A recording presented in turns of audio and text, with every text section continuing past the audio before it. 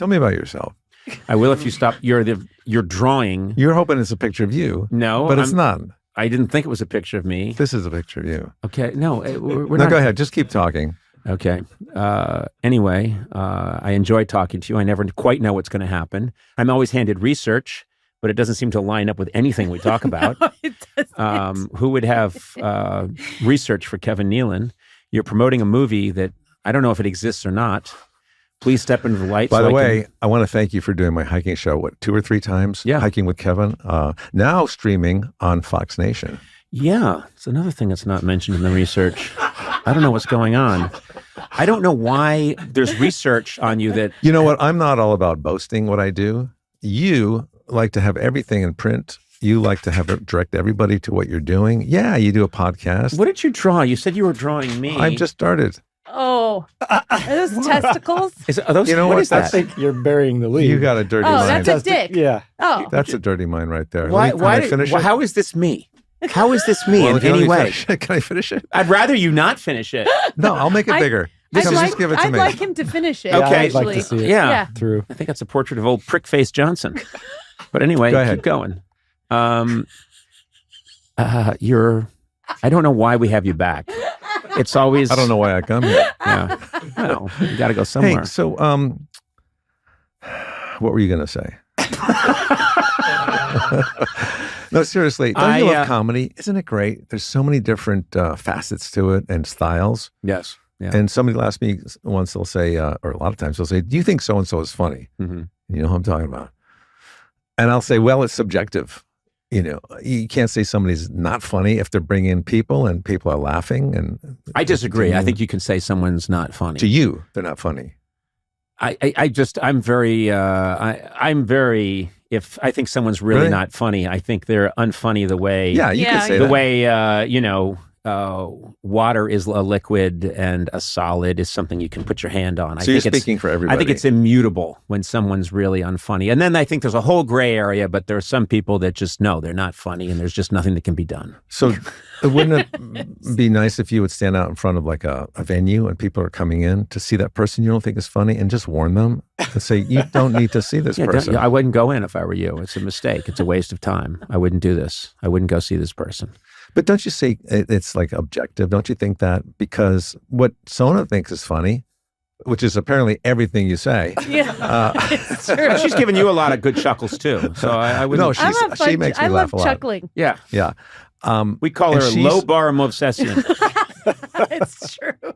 Sona, do you disagree with Conan about that statement? That no, I agree with him. That there are actually. some people Of course that you just do, because aren't you work funny. for him. I'm an easy laugher.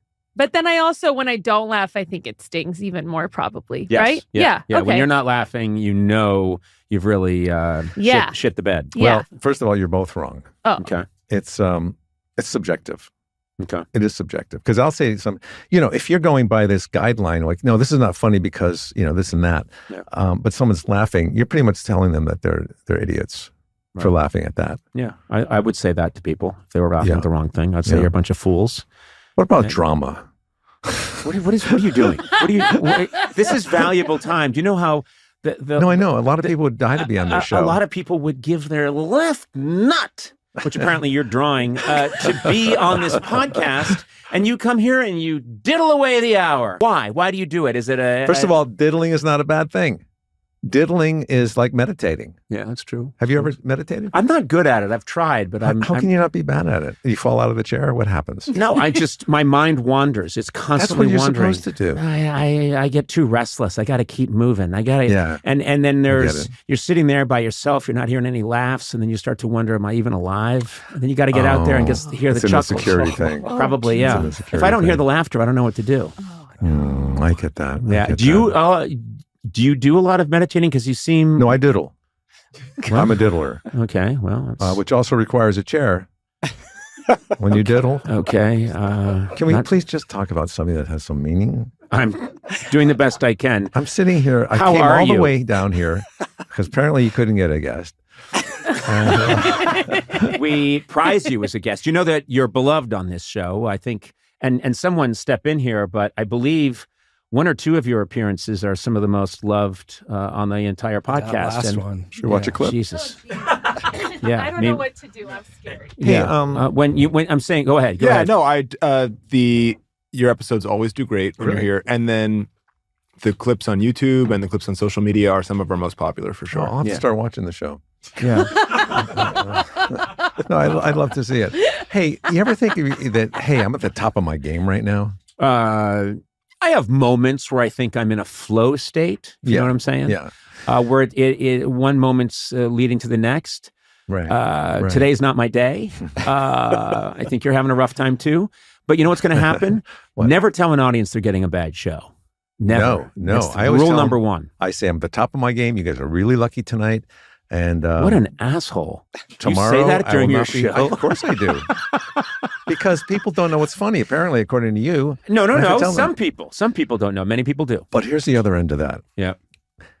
Do you ever think if I died now, I'd have some great people coming to my funeral and making some great eulogies? Yes, I do think about that. But because if you live too long, yes, there'll be less people. I've thought about this too, and I'm not kidding. I've thought about if I went now, and I hope I don't. I hope I get another week or two. But there'd be a lot of funny people coming, and there'd be some people being very funny. But if I stick around too long, that's an empty room. No one's coming. No one's coming. Even if they're not dead, they're not coming. Yeah, and if Sona lives like a block away, she's not coming. No. You know, Sona will probably be the director of your funeral, I would say.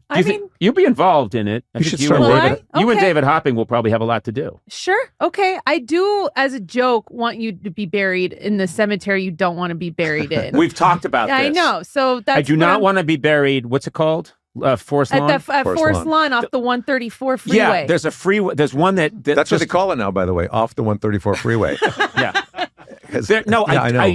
I know that people that pass away here are buried there, and they look down and they're baking in the sun, and they're looking down on the freeway. I don't want that.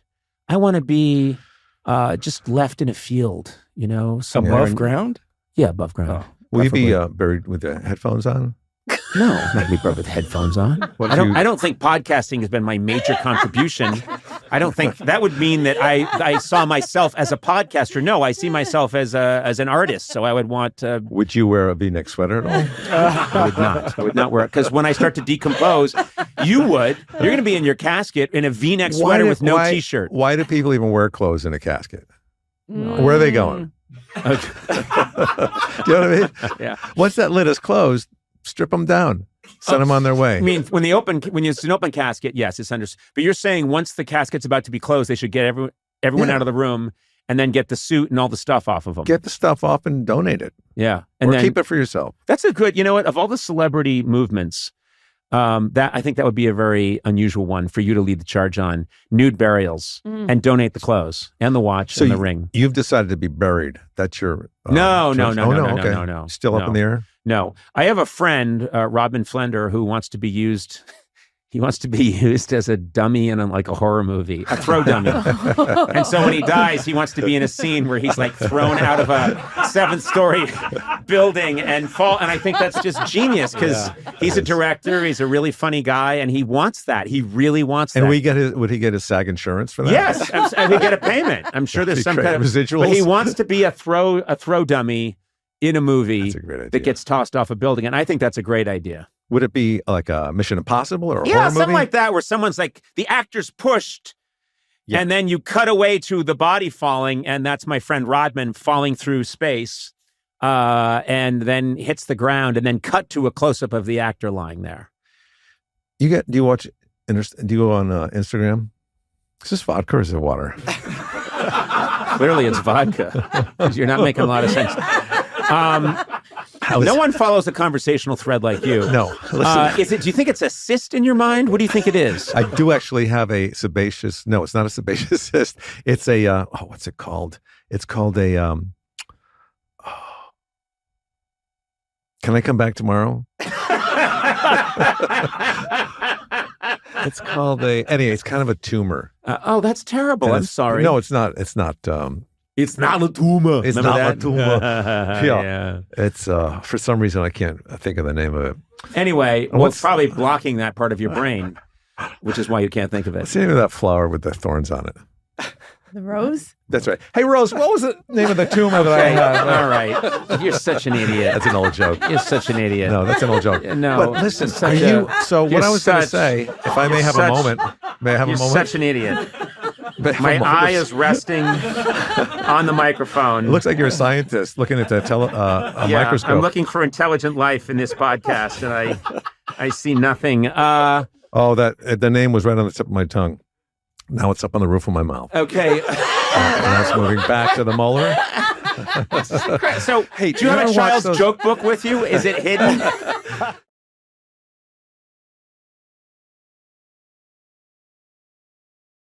Hi, my name is Kevin Nealon, and I feel absolutely duped about being Conan O'Brien's friend. It's a terrible thing to say. Do you know what the word dupe means? Yeah, I'm quite familiar with the word duped. I'm feeling duped You hear myself that a right lot? now. Yeah, I do hear that a lot. Yeah. People, when they bring up Kevin Nealon, say, how are you duped into All right, being chums well. with that guy? Let me tell you something.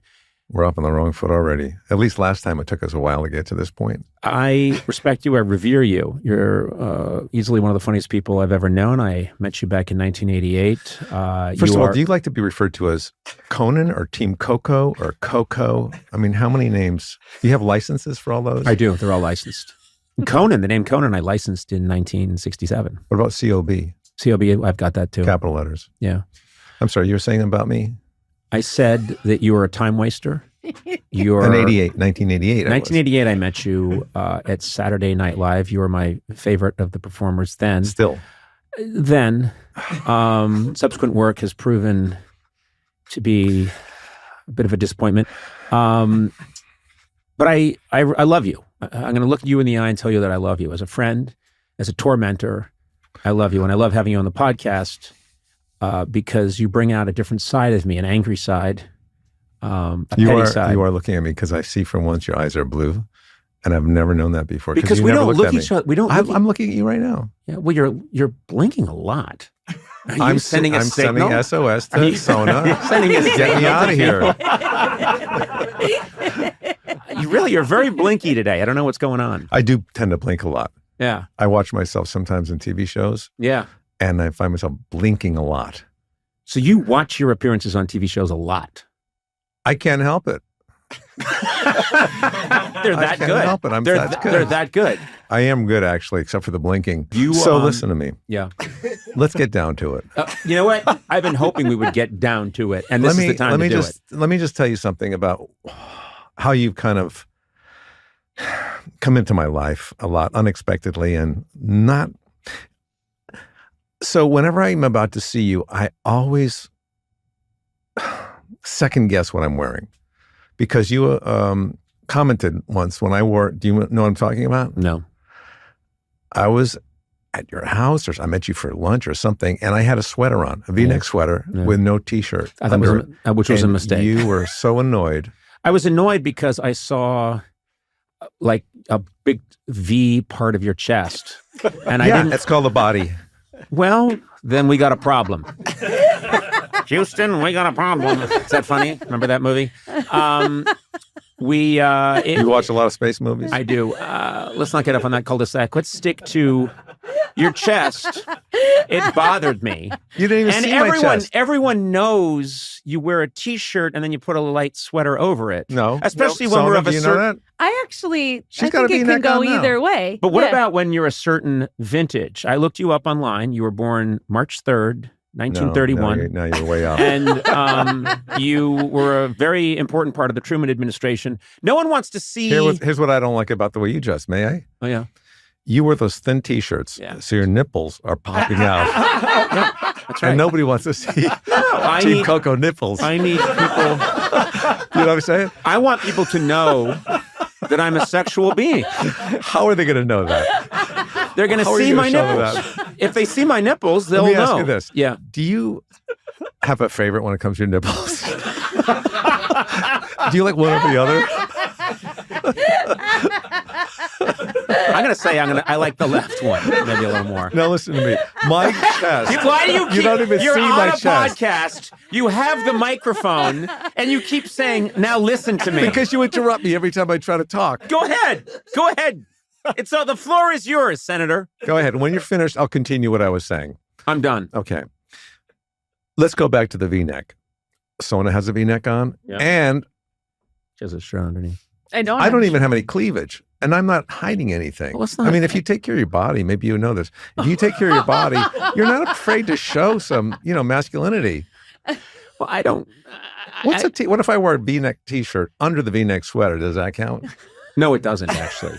It doesn't. That's called layering. I don't want to see.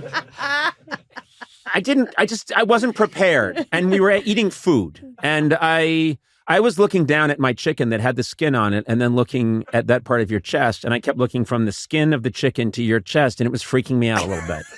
Do you require a chicken to wear a V-neck sweater or a T-shirt under those feathers? I think even you know that you've gone too far. I got to wrap this up, man. I got to wrap it up. We're not going to wrap it up. We're not going to wrap it up. Oh, time for a little sipperoo. I love when you take a sip because it means you're not talking. You don't have a straw, do you? No, not for you. We did that last time, and you. Oh, we did. I think you. Oh my God. All right, man.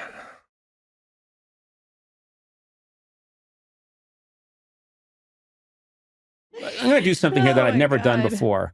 Eduardo, I want you to step in because you're a neutral observer here. Yes, sir. And I want you to do, I know there's more to come with this gentleman, Kevin Nealon. I'm looking at the page. Yeah, Kevin Nealon. I want you to do, give us like the forensics on what's happened here so far, like an autopsy. Seriously, give us. Why don't you ask Sonia? Okay. No, I want, because Sona's gonna she likes to. It's Sonia. I'm gonna It's get Sonia. Conan. I think it's all Conan's fault. Do me a favor and tell me what you think has happened here so far today. A beautiful train wreck. Yeah. This is a mess. Eduardo. This is a mess. Beautiful. Wait a minute. This is not the Eduardo I know. Eduardo, right? Am I right about this? I mean, it's like when you're going down the freeway and the accident happened on the other side of the freeway and you just can't take your eyes off of it. You know you shouldn't be looking, but you just can't take your eyes off of it. This is... Which one of us can't you take your eyes off of? I mean, between your straw bits. Yeah, the straw bits are getting me every single time.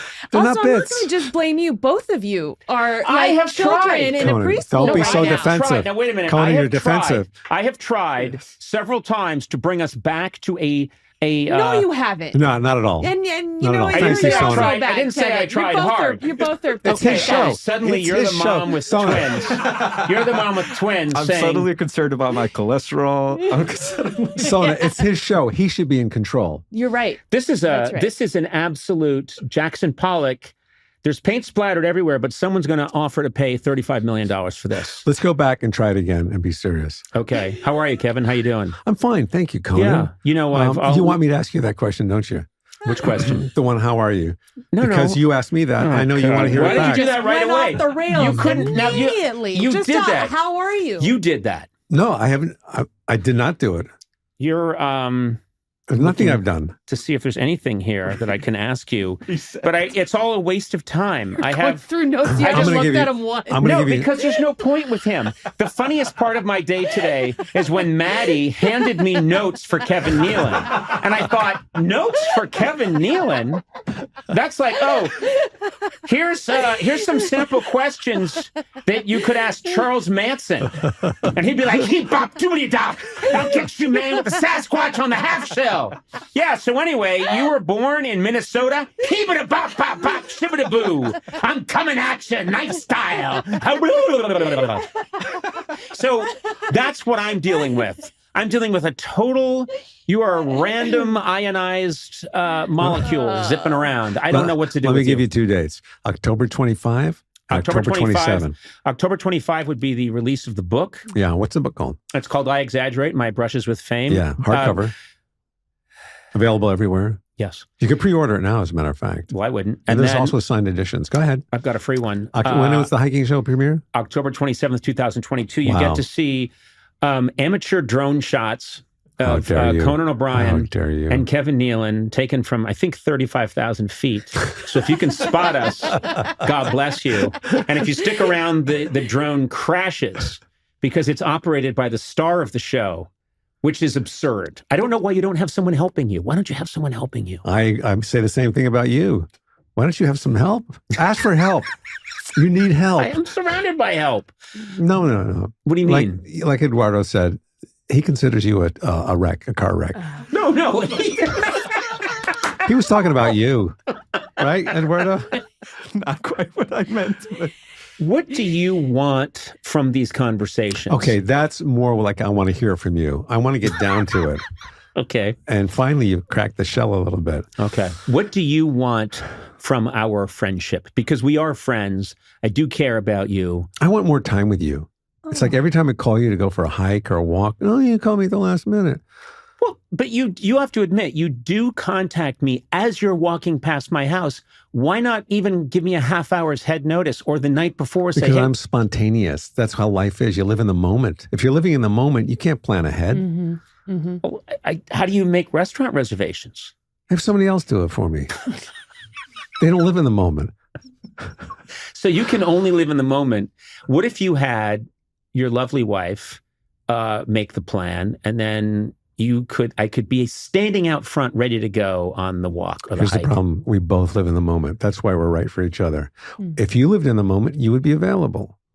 And sometimes you tell me you're not home, and I walk by, I see your truck out there. That hayseed truck that you drive. I drive it. Well, you know that I clean pools on the side. I've got a lot of things going on. I've got a lot of businesses going. What was the first job you ever had? I remember I was a male model when I was 16. Is that true? Yeah. I was very good looking when I was young. Very good looking. What happened? Seriously, what happened? I think my first job was I was a camp counselor when I was like that's a nice 15, I think. Yeah. That's a good job. That's a good job. I didn't love it. A lot of standing in the sun, which isn't good for me. It smelled like someone was cooking bacon and looking after these kids who seemed ungrateful. What was the last surgery you ever had? Seriously. I think my appendicitis. I had that too. My appendix was removed probably 1975, something like that. I was 7 when I had mine removed. I lived in Germany at the time. You said Germany, yeah. JFK removed it. I just have to remind you. Stay still and I will remove this appendix. When I returned to the car, Caroline was gone. Okay, I don't know what you're talking about now. You remember that album? Uh-huh. The First Family? Mm-hmm. Yep. Yeah, that's what they said on there. I'll go down to the end of the dock. We'll meet you for water skis. So I was in a German hospital. I think you're thinking of Von Meter. Is that correct? The famous... Possibly. Yeah, okay. So I was 7 and... unusable. And all I of this is unusable. Side pain, if anyone's interested.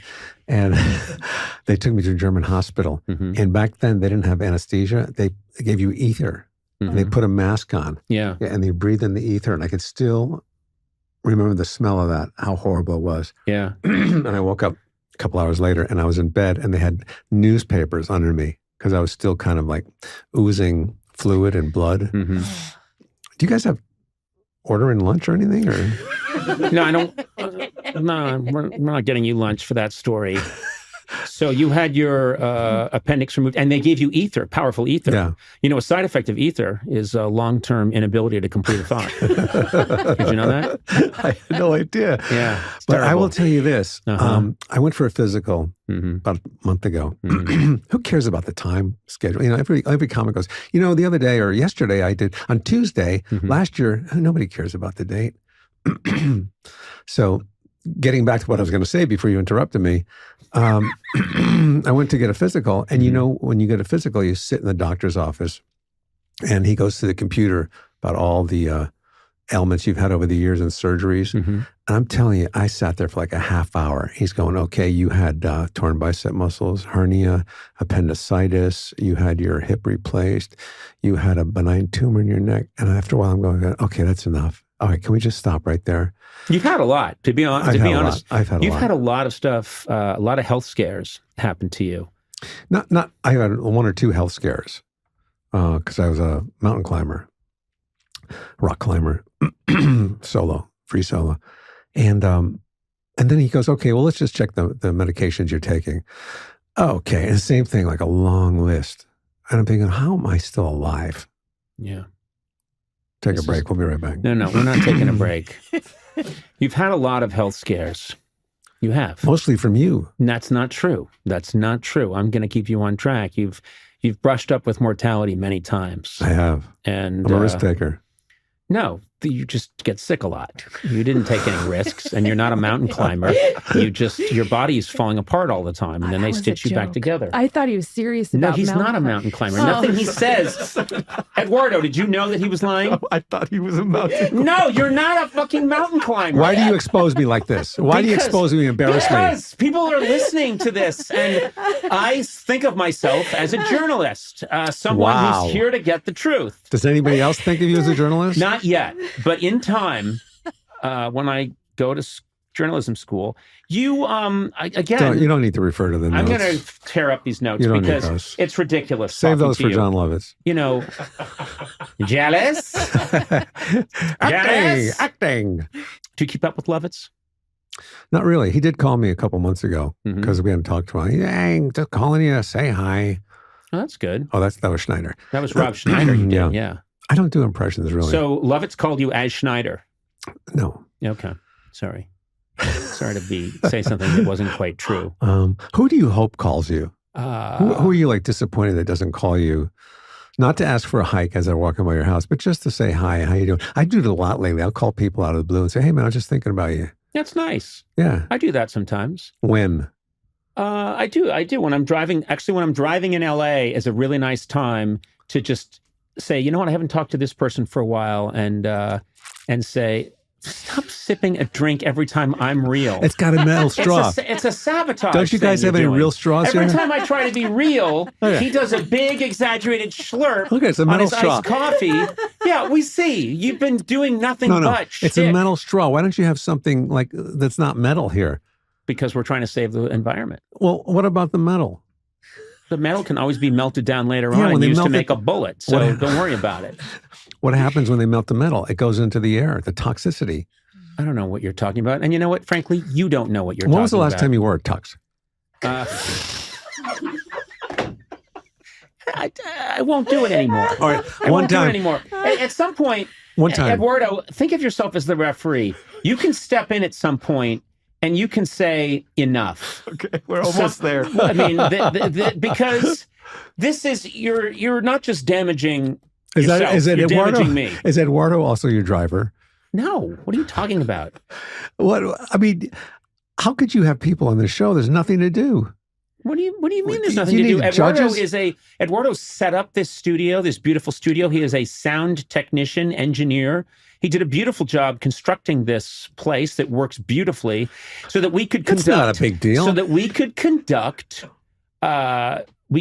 cohesive, coherent interviews. Let's try one right now. Let's try. We've tried. I've tried. No, you haven't tried. I've been trying since I got here. We should put you guys on the clock. See if you could do 3 minutes straight. Yeah. All right. Okay. Time us. Yes. Yeah. Okay. And seriously, Kevin, will you try?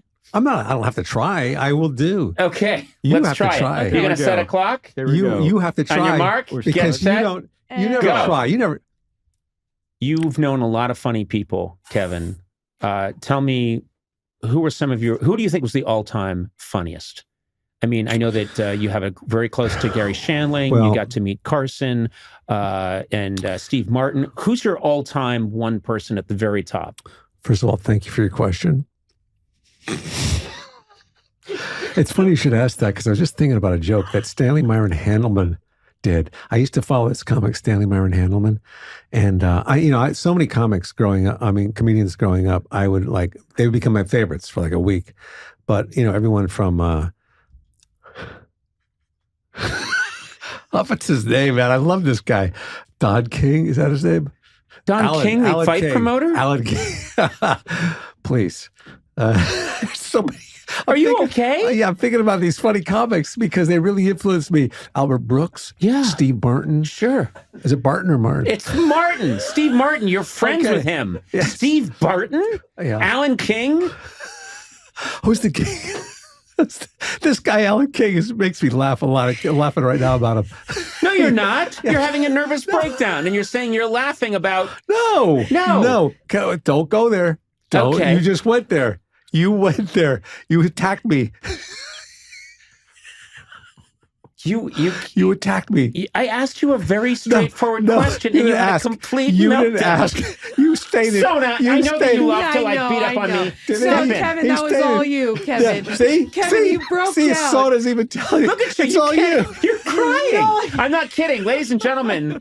Because you're crying. You couldn't do You're it. crying. You couldn't do it for 3 little minutes. You attacked me. You actually had me at that was a great question. That's when I lost it. You can't do it. I did it. I tried. I just You did didn't do it. I just did You're it. a mess. You attacked me. That's all. You came at me. You came at me hard. This is unusable. I think this is an unusable interview. Let's pick up where we left off. Where did we leave off? How much time? 90 seconds. All right, let's finish in 90 seconds. He's crying. He has tears around his No, eyes. that's not tears. He really does. I'm allergic to you. Now listen, let's get back to it. You're right. God. How many comics do you need me to name? I don't know. I just was curious if I there's told one that you. stood out. Yeah, I'm going to say for you it was Steve Martin. Andy Kaufman. And Andy Steve Martin. These are your favorites, and you don't even know who they are. He's attacking me again. He's attacking me. Who's your favorite? I like Bill Stepman. What is that his name? I don't know. Eduardo about Sona. Chip Who couldn't do it? It's 1-to-1. It is 1-to-1. It is. That You is messed not. up that one. That's me laughing that No, he can't you say a messed up that name. one. How easily he But attacks also, me. You needed to get back on track. You How- guys. He pounced on me. He pounced on me. He just can't contain himself. Well, Let's I'm try going it to say again. this. You're one of my favorites of all time. Oh, thank you very much, And I Conan. mean that. I absolutely mean I that know you because you have such an agile mind. I'm being serious. You have such an agile mind. Your rhythm is so unpredictable and hilarious that I think you're one of the all-time greats. I really do. Appreciate that. You do well too. You do all right for yourself. I love your style. I mean, you know, I'll be honest with you. I'm surprised, and I'm not attacking you. You're surprised at what? I'm not attacking back. You're surprised at what? I'm not going to pounce at you. Okay. I'm just surprised and happy for you. Yeah, go ahead. You're surprised about what? As far Go ahead. as you made it. You followed up me saying that I think you're one of the all-time Let greats. me finish. With Let you me saying that you're finish. surprised Let I me made finish. it this far. Can I finish? Sure. You have become something that is unbelievable.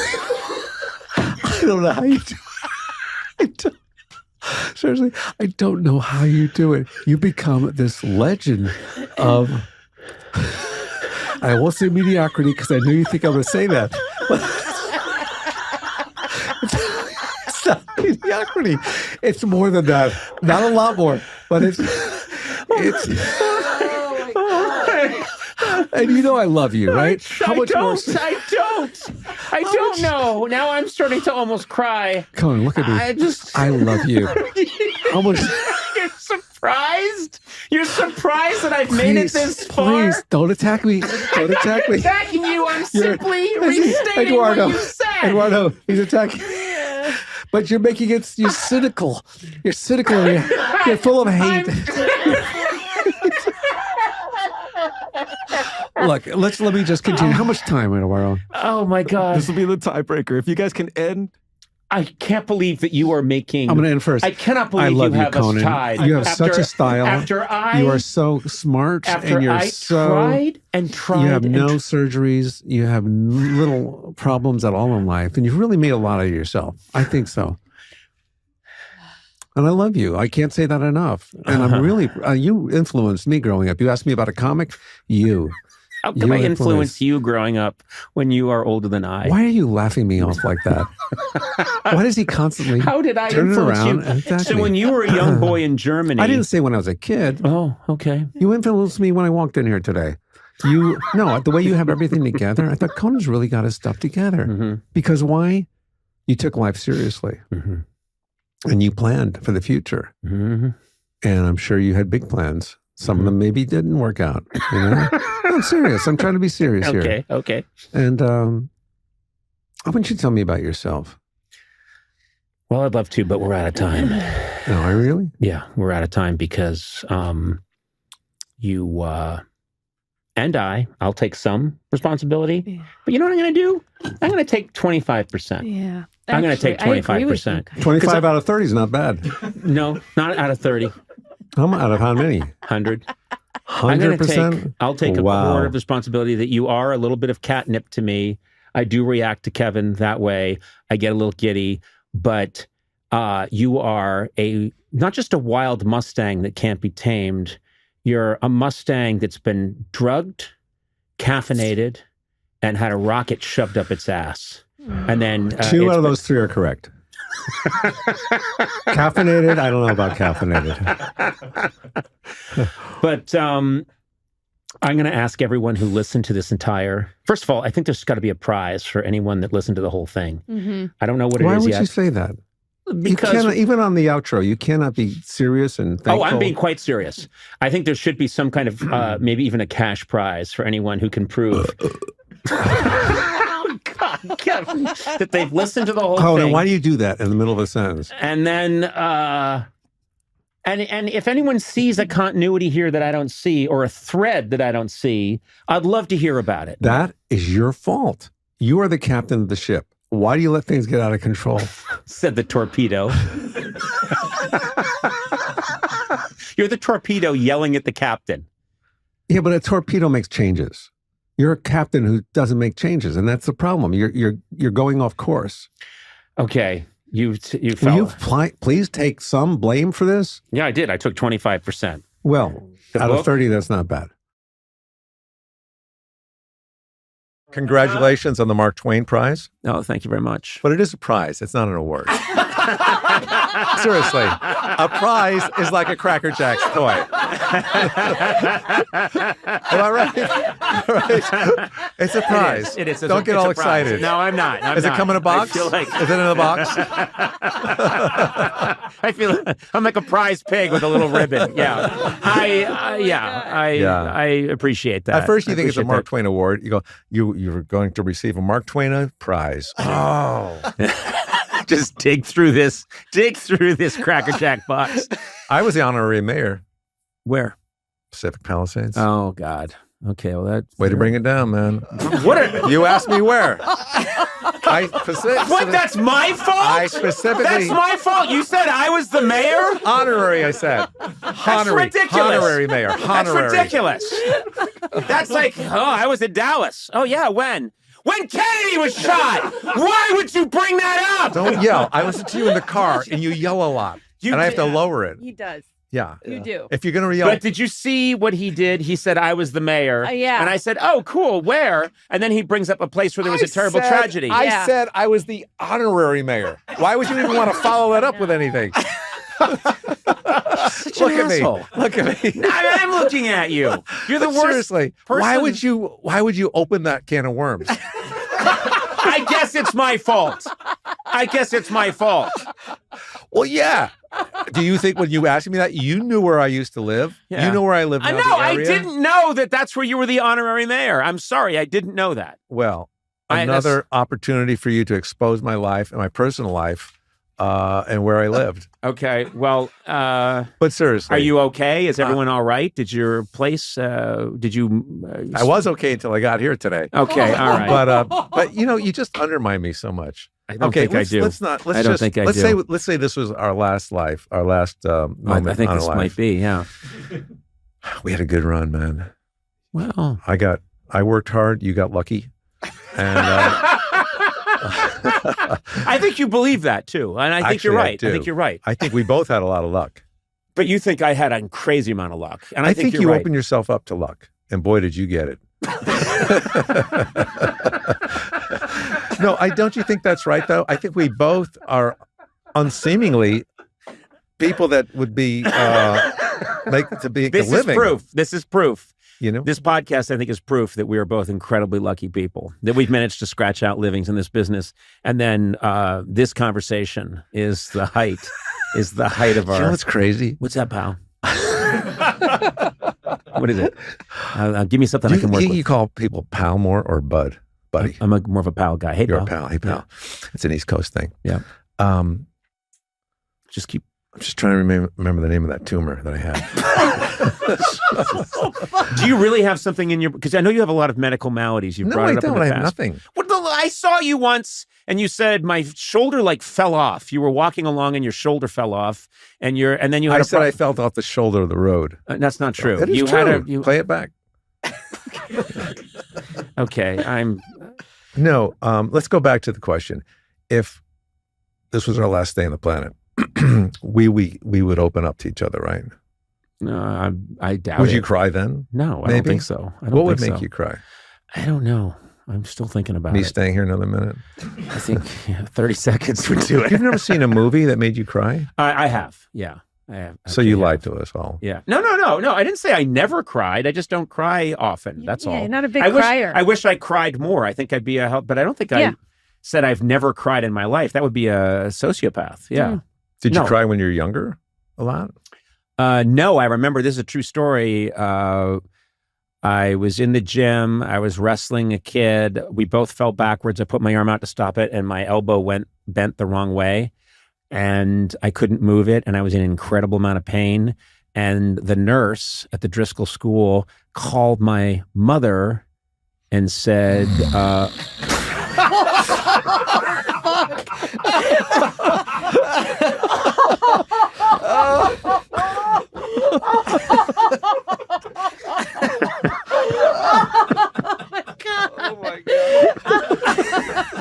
No, go ahead. It's a good story. Finish it up. I'm going to go get a glass of water. I'm going to cry now. Oh my boy. God. Well, you said Mrs. Driscoll, or the nurse. I thought this is going nowhere. Yeah, and then my nurse comes in and she says, "Oh, looks like you bent it backwards." See, that's what you do. And I said, "No, I didn't bend it backwards. You're the nurse." I am not supposed to bend that way. You tricked me into telling a real story about my childhood and my mom, and then you totally torpedoed me. It wasn't intentional. I No, seriously. said the son of Sam Killer. Are we not going to hear the end of that Oh, story? it's very quick. You just didn't cry. Oh. No, that the nurse called and said, "Yeah, your son's here." Blah, blah, blah, Losing but interest. Losing interest. We've already heard that part. We don't need to recap it, please. No recapping. the nurse said, "I think he's fine." And my mom said, "Well, how does he seem?" And she said, "Oh, he's crying a little bit." And she said, "He never cries. Let's take him to the hospital." And I had a shattered elbow. So the fact that I was any Okay. moisture in my eye at all indicated to my mother that there was a real problem. That is proof that I'm not the old boo-hoo boy. You know what I'm saying?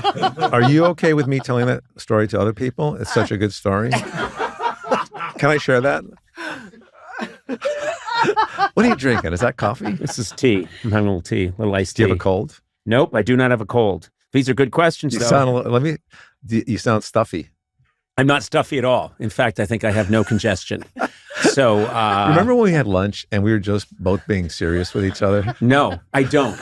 I don't think I've ever had lunch with you. You and we never were had serious. lunch, period? I've never had a moment with you. Do you ever worry about your weight? Should I? Should I worry about my weight? I don't worry about my weight. I worry about my height. Okay. Do you know what I mean? Yeah. Do you think I don't see Barron him. is tall, isn't he? Baron Trump. Yeah. Sure, he's very tall. He's tall. Yeah. You know, when people say you don't prepare, I always say, yes, he does. It's all thought out beforehand. And Some of it is. is. Do you have a congestion? I think Baron Trump is tall. One go with it. flows into the other seamlessly. What's on your mind right now? What's your biggest worry right now, besides hosting the Oscars? I guess ending this, like, how do I end it in a way that feels, Smoothly. feels like we're still friends afterwards. That's gonna be tough. But it's still a professional ending. yeah, to the, I get it. I get what you're saying. I understand that. Yeah, the dismount is the hardest part with a Kevin You Nealon ever do podcast. gymnastics? Can you do a somersault? Let's start with that. I cannot. No, I cannot. Never you could. never do one? Never could do a somersault. Really? No. Could you do a somersault? Well, yeah. Oh no! Oh, a somersault. I thought you meant That's just like you you go cartwheel. forward. Yeah. No, yeah, a Somersault. somersault. Yeah, I could do a somersault. Yeah. I see people backflipping off of a dock. Mm-hmm. I think I could try that because what's the worst that can happen? Oh well. Land on the dock? No, you land in the water somehow. Mm-hmm. You ever think about that? Nope, never. Maybe they'll give you something to think about in the future. Yeah, I don't think so. I think we're done with that one. I think there's no more meat left on that bone. Give me a bone with a lot of meat on it, and let's talk. No, And then you can edit all the other stuff out. no. We're keeping it all because I'm going to use this when we go see your neurologist. And Urologist? No, neurologist. That's not where the tumor is. God, I'm gonna be driving home and I'm gonna think of the name of that. It's a benign it's not threatening at all. It's a cyst. No, I said it's a tumor.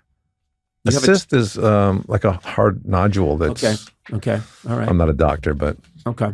No. it's a God, you know what? If you had a good crew, they would have looked it up already. Mm. You know? It's Jeez, a they're just benign sitting there tumor? with their mouths a gape. It's a gape. What's the last new word that you learned? Seriously. Sona, do And do you something. use I it? don't know. Conan, I don't. do you ever wake up and say, here's the word I'm going to use today? I'm going to try and use it like 5 times. Okay. I do something. Meningioma? Meningioma. What? Meningioma. Okay. They call it a tumor, but it's really just It's just a it's little. about the size the of town in Italy. They have a great. I feel like I've lost you. You lost me a while ago. I feel like you're just depleted. You're not at the top of your game anymore. No. You've. Who's the guest here? Is it you or me? I don't know. You've asked most of the questions. Because I can't get anything out of you. How can I? Anyone? Does anyone have an idea? Just please end this. Okay. Kevin, you know I love you. So this could be our last day on the planet. What? No. You never know. Yeah, I do know. There's going to be a tomorrow. There's always tomorrow. Let's wrap it up with something that really is, thoughtful Okay. and meaningful. Okay.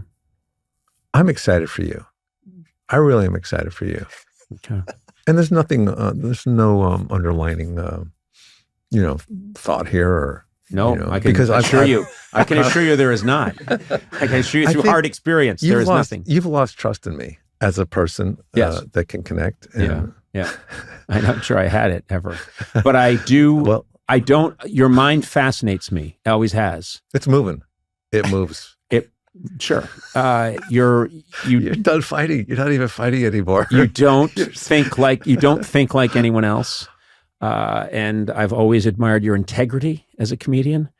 And I think you have a unique style. You've stuck to your guns. And And that's the problem. there's no I need problem. to change guns. No. There's But no let me, problem. I was talking about you for a minute. I think that you are, I tried to end it right there. You saw. you want to go out on a laugh, first of all. No, I don't. I'm secure enough to not go out on a laugh, and we can just add one later. I can take a laugh from the old Lucy show and add it. I You should really, get I closer really to the- do. I do appreciate you, and I think That's people, funny that you backed away from the mic when you started to say something nice. So far that our mics can't even.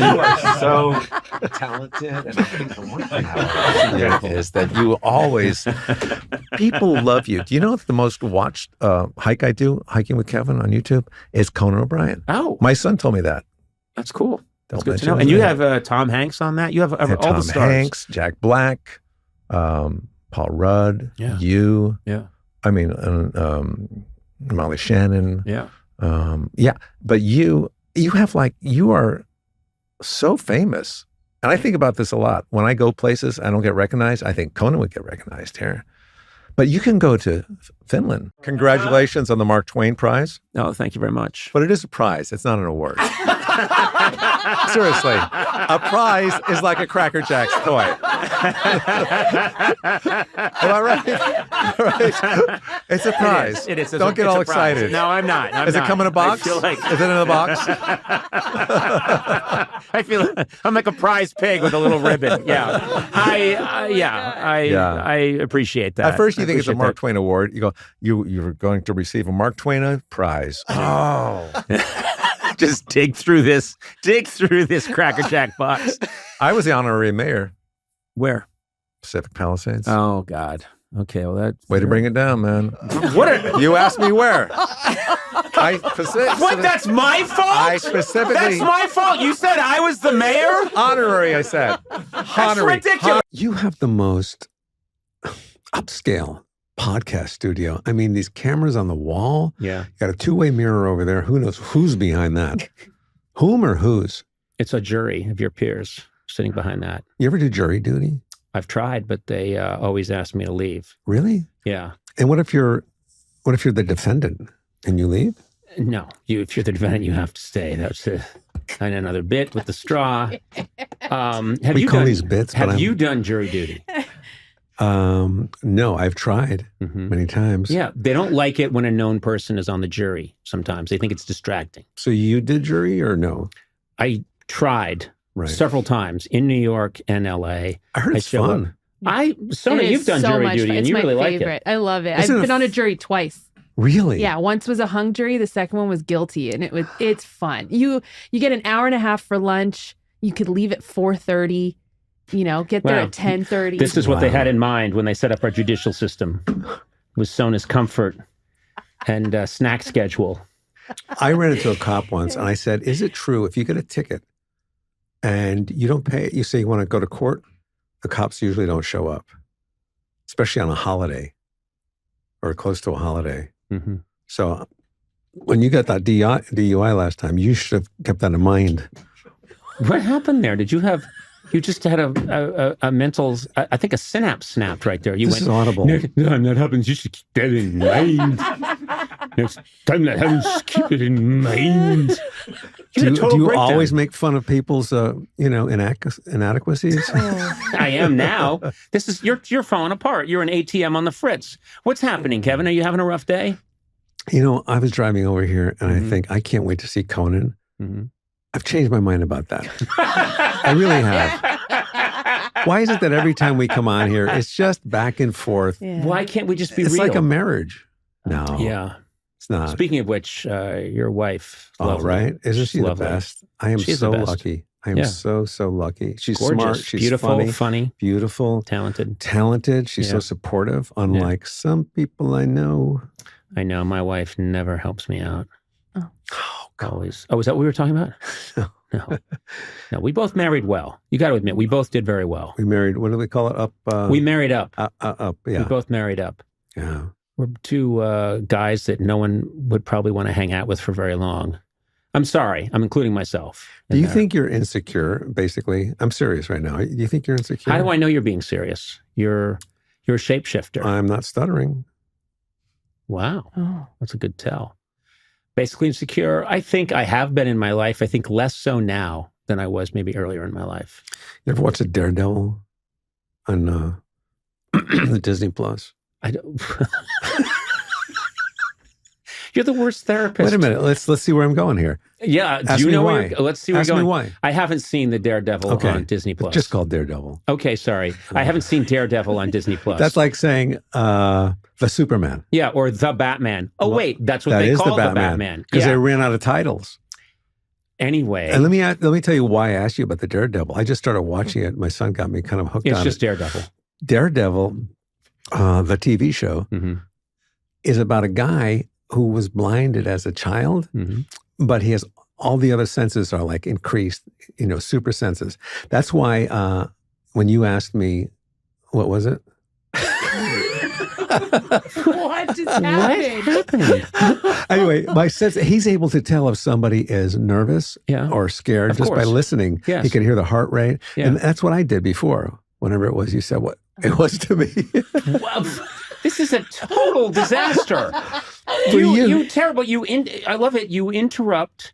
You Wait, take I over. never and then I you don't never know where to interrupted. go. When did I and interrupt? then you get lost. It's incredible. Nothing you has couldn't- happened yet. I know. You couldn't realize help me. we have been talking for about 20 minutes, and I defy our listeners to find 3 consecutive minutes that means anything, that has any continuity, that builds to any conclusion. If you had been listening to me, you would find a lot of continuity. But no, you're off on a rant about the drone, about me stuttering, about, continuity issues. You're not listening. You're in your own little head. I'm going to try you again. Why is this date so important? October 27th. It's when Hiking with Kevin premieres. Yes. Yeah. Yes. That's all you wanted to get to. What about, let's talk about, you have this book. Oh, now you're talking my talk. You're quite a good artist.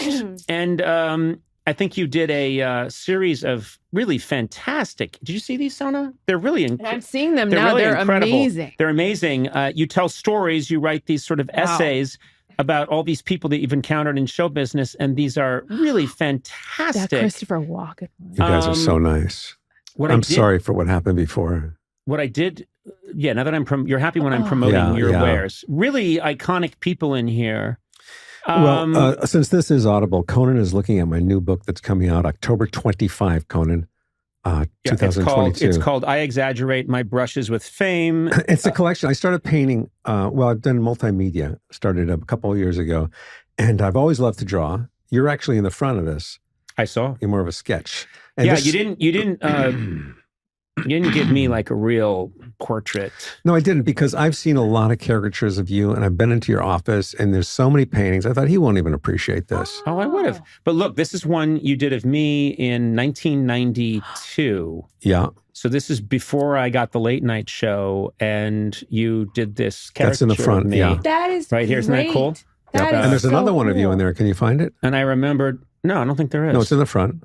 Huh. Yeah, it's like one of those. Anyway, No. I've only seen one. I love to Is that me right flip there? the page back. A beautiful woman. No, flip back. Back. Okay, Jesus. No, I guess I'm wrong. How about go forward now? No, there's no other one of me. There's just that one. All right, no, go back again. Okay. No, go forward. Okay, stop it. Anyway, so let me, you asked me, I'm going to tell you. I started, I've been an artist most of my life.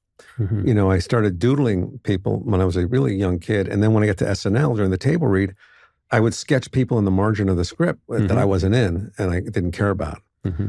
And whoever was sitting across from me, it could be Farley or Dana.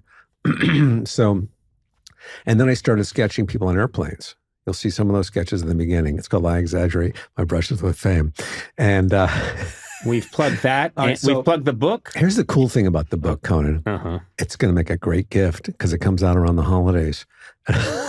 But check with your doctor. So, can I ask you something, Sona? And I'm going to ask Eduardo to jump in too.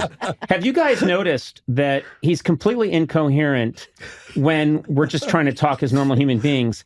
But the minute he's promoting something, you are the most eloquent speaker since Winston Churchill.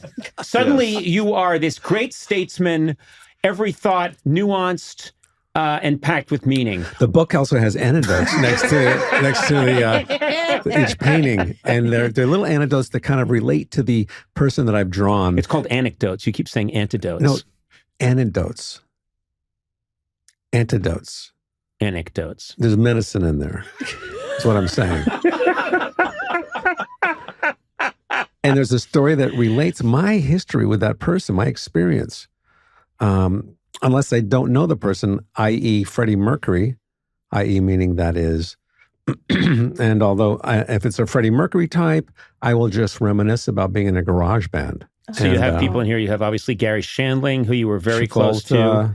And you know what's nice? You reprinted the eulogy you gave for Gary. I did. Some of it. Which was really beautiful and funny and touching. One of the best I've ever heard. Thank you. And so it's nice that's in here. You've got an amazing Howard Stern. This Christopher Walken. Oh, yeah. That one jumped out at me. Painting is absolutely fantastic. He looks like a feral owl, but he looks like a troll doll almost. Yeah. You've got Schwarzenegger, who of course you worked with back in the day with Hans and Franz. Yes, my friend, that is correct. We wrote the Hans and Franz movie. It was a musical. Yes. I'm just reminding you of that. There are people who want to see that script. People are asking for a table read. No, I know. We can't figure out who owns it.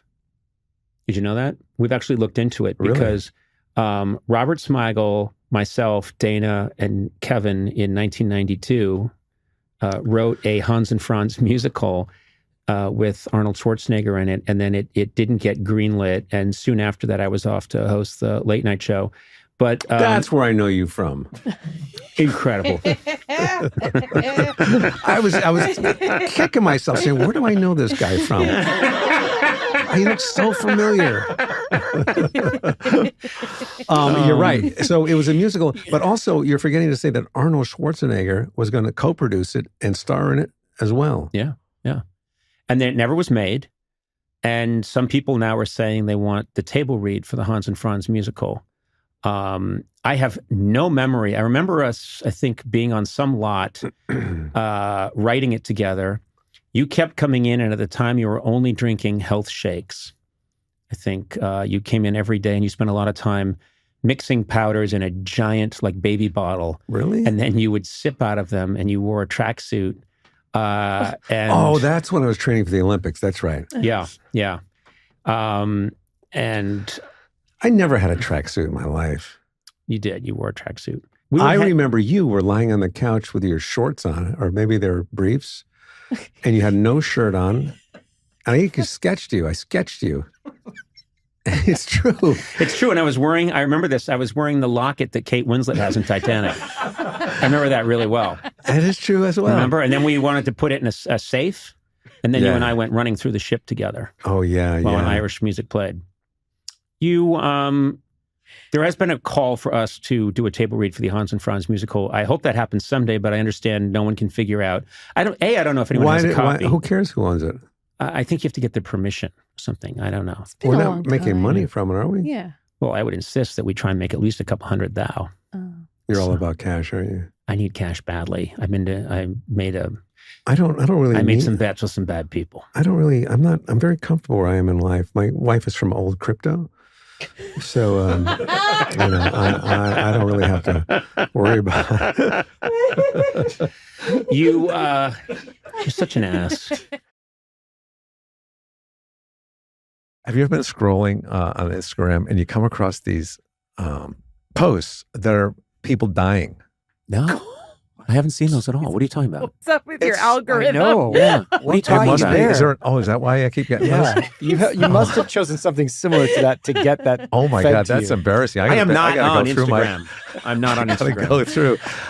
You're not on Instagram? I'm not on Instagram. Snuff films on Instagram. So this is, what is it? I mean, people dying. Do people take videotape of people in their last moments? It's some sick, person who happens to have those cameras on the freeway or whatever, and a guy hitting the truck and flying out of the... Oh, that's called Faces of Death, I think. Well, it's like that. Yeah, it's someone who's trying to get across the train tracks just in time, but the train hits them and there's a camera. Or they're pushed, And then there was this one I just saw yesterday. I watched it like 10 times. It is a guy with one of those suits that jumps off the cliff. A squirrel suit? A squirrel suit. And he's going far. Yeah. And he's fast. And he goes right by the camera and then down in the canyon and smack right into a wall. And this is a real person. Yeah. So, and you watch these and now the algorithm knows this is what you want. So you're going to keep getting these. You're going to keep getting people dying. Yeah. And you know what? I got rid of my squirrel suit right after seeing it. Okay. I did. I seriously, man. And I wasn't going off high cliffs. I was like going off the couch and stuff. All right. Well, that guy, unbelievable. Nutty. Take a break. We'll be right back. Unbelievable. No. You watched it 10 times? I don't know how many times it was because I couldn't believe it. Another one was these people up on, I hate the cliffs. Anything high up on a cliff. Yeah. Somehow it lands in front of me. At this guy and this woman, the woman jumps off like she's free falling and she's going to pull her chute, but she kept falling and falling. And then the two guys look at each other on the top, shake their head, and they look over the cliff and she's gone. No squirrel suit, nothing. Wait, so she jumped off. Why did she jump off with nothing? I don't know. It was like, maybe she thought there was a bungee cord or something attached to her. Some of these might be fake too. You should look out for really? that. Yeah. Oh. Also, I'm sorry. I'm sorry to bring the bad disappointed. news. Also, can I point out the thing that sticks to me in that story is you say woman jumps off a cliff, two friends are watching her fall, and then they just look at each other and shake their head. That's the reaction you give when you want almond butter. You open the refrigerator. There's peanut butter, but no almond butter. Shake your head and shut the door. Yeah. That is not an accurate reaction. I think you're one of the two guys because that's the reaction you would have. Like, no, didn't happen. I don't like any of this. I don't want to watch someone die. If I want to see someone die, I'll check out your set at the Laugh Factory. We'll take a break. We're right back. Wait a second. Zim zam zoom. A zim zam zang. A zim zam zoom. Let's back up. Let's back up to something when you're finished with your silly, childish. I'm sorry. Look at me. Bits you're doing. I guess I'm the only guy Conan, that says look at me. I know your style. What's that? I know exactly Let's what hear a you little do. bit about my style. I've been listening to you lately. Lately? Since I stopped We've listening been friends to the since news. 1988. No, but I think there's something to you now. I know how you work. I know you're just waiting for somebody to say something so you could just run with some like venting bit, and Sona is just encouraging you to keep going. Yep, and then it dies it. down. Yeah, and then there's a last minute thought, and you go back into it again. Yeah. And the guest is just sitting there, Yeah. and the whole whack pack is laughing at you, The whole and you whack pack. believe it. So let me get this straight. You're saying, I know how you work. I see what you're up to there. You're doing the bit I now. see what you're up You're to. doing the exact I see same what bit. you're up to. Picasso, I see what you're doing. You're doing your sketches, and it's really beautiful and comparing amazing. yourself to And then an you artist. keep going, and then you finish it, and everyone's like, "Wow!" And then you sell it for a lot of money. I get what you're up to. And then you have a mistress. This is exactly what I'm talking about. Exactly. Right here. You're watching an artist at work. Can I go back You to can't something? reduce it. To Can I go back to something that really struck me for a second? That really surprised me. Almond butter. Yeah. Do you use almond butter I do use almond butter. Yeah. instead of peanut butter? I know it's healthier, I like it better. but I like the taste better. peanut butter with jam, Yeah. strawberry. Yeah. My wife always complains that I leave jam everywhere. It's on the handle to the refrigerator. It's Yeah. on the steering wheel of the car. Yeah. Because it's tough to get off the strawberry jam. You know, some people have accused you in the past of taking when the conversation's really on fire and On and fire? and I'm like really Where does killing that it. happen? That you stop it and then take us into a less productive world just to punish me, which would be sometimes I get a little bit of jam, and Starting sometimes I with the leave it bit on the again. handle. Here comes the bit. And three within 2 minutes. and, 3 bits. Running with it. My wife doesn't like it so much because there's a little bit of There you jam go. around. Is the energy sufficiently lowered in the room now? Is Conan? Have we cooled his jets enough now? I think you we go. have. Yeah. Okay, Conan. What else you got? And then I got to start from scratch. That's what you just did. Are you done with the third bit you did in the last 2 minutes? I expected you to jump on that and help me with it and make it a little more dynamic and funny. No. But you just cut me apart. No. Have a little slice of fuck you pie is what I say. You're not getting anything from me. So, what would How are you, we pal? be good on a road trip? You and I? Yeah. I think we'd do pretty well. Who would drive first? I think I would drive. Ooh. Would Would it be that silly truck? Because you blink a lot. I don't trust you. Sometimes I leave the blinking on. Nice. Hey, where would we? How many hours would we drive a day? I like to get a lot of road under me, so to speak. this So would be I'm one of difficult- those guys that I like to log a lot of miles, and I Yeah. get a little OCD about it. Like I want to just Yeah. if someone says, "Hey, let's stop for a while, and maybe this is enough for today," I'm that guy that always wants to go another 2 hours. Well, finally, we're connecting on something. I like to go little bits. You know, How you try to little? get How to little? wherever you're going in one day, even if it's cross country. I wouldn't do that. No. You wouldn't. Would you stay in an expensive hotel, or would you stay like in a Motel 6? Well, I think I'd split the difference there. Let's say you only had $500 to get where you're going. And then I think I wouldn't be staying in a very expensive hotel.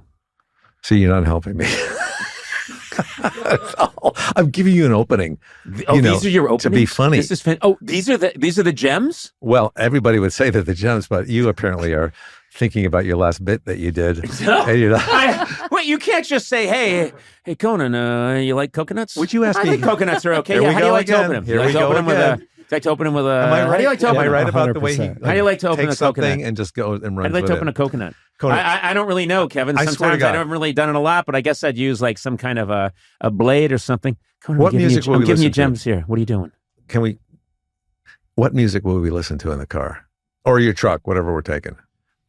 We'd take my truck, my Toyota truck. Couple of bikes in the back? Yeah, we would have a couple bikes in the back. Coolers. And I know that you're a guy that likes James Taylor. You like stuff. Well, I like that's- everything now. Not so much.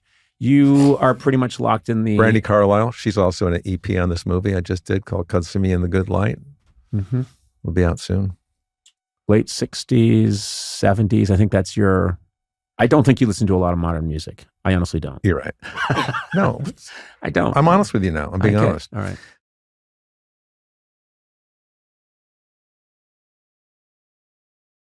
I don't know that we're even going to use this, but I do. We just ended somehow the interview with Kevin Nealon, and I want an explanation. Yeah. I want an honest explanation, and I want people in the room to say, because I I gotta don't think it's me. I think it's all him. No. And then I hear No, it's me no. too. It's both of you. Takes Okay, two. so what is it? It's It takes both two. of you. What is it? You I want to can't know. let it. You can't let it be. I say something and then you But immediately. neither can you. Neither of you can. So Well, it's because just he gets spirals. it wrong. He gets it wrong, and I have to correct him. The bigger concern here is that you were able to finally end that podcast, and now you started it up again. Yeah, but I can't let it. I Did want to you- know. He has I want to trouble know what finishing. happens. Do you really think you're completely not to blame at all about this? I don't want to say blame because that's negative, but I want to know who the guilty party is. What happened with the dismount? You talked about a dismount and a I good try dismount. with you, and it's him. I can But do it. you get right don't back try. on. You don't try with Okay, him. so what is it, Eduardo? Everyone's agreeing that I'm half the problem. Am I half? Yeah, this when you two get together, it's like Lakers Celtics. It's like the Super Bowl. It's a competition. I think it's like murder and accessory. You know? Why do you, why do you okay. feel like you have to win every time? It's not that I want to win. It's just that I don't know what happens. I honestly don't know what happens. You want me to leave, and you'll say, "Got him this time." It sounds. Do you really think you're trying to have a serious interview and that Kevin is derailing it? You don't really think that. No, you Do you can't think that if I said to him, which I did at one point, like when I do try to say something serious, he's not going to have it? You know that, right? If I said to him, hey, so the hiking with Kevin, you seem to really enjoy those, he'd say, I got to tell you, submersibles. What's really... But there's also a part of me that thinks you're baiting him. You're trolling him a little bit. Yes. Yeah, you're Because you know troll. he won't. You're So being you guys a are troll. like, You know you're it. trading straight man like It's two straight men in a room and no comedian. well, That's the problem. It's like you're trading Here's the problem. straight men just instantaneously. Did you see? He listened to you for like 3 seconds, and that's a record I've ever seen him listen to somebody. You were actually listening and Also, looking at and him. when you broke down who I am as a comic, just this, hey, yeah, I mean, what an insulting slam. That's talent to be able to do that and get away with it. Seriously. All right. I just wanted a God. quick. I Recap. am happy to accept. I wanted a quick therapy. Hey there, welcome to Conan O'Brien Needs a Friend. My eternal search for friendship, really meaningful friendship. So far, how many of these shows have we done? 300 and something?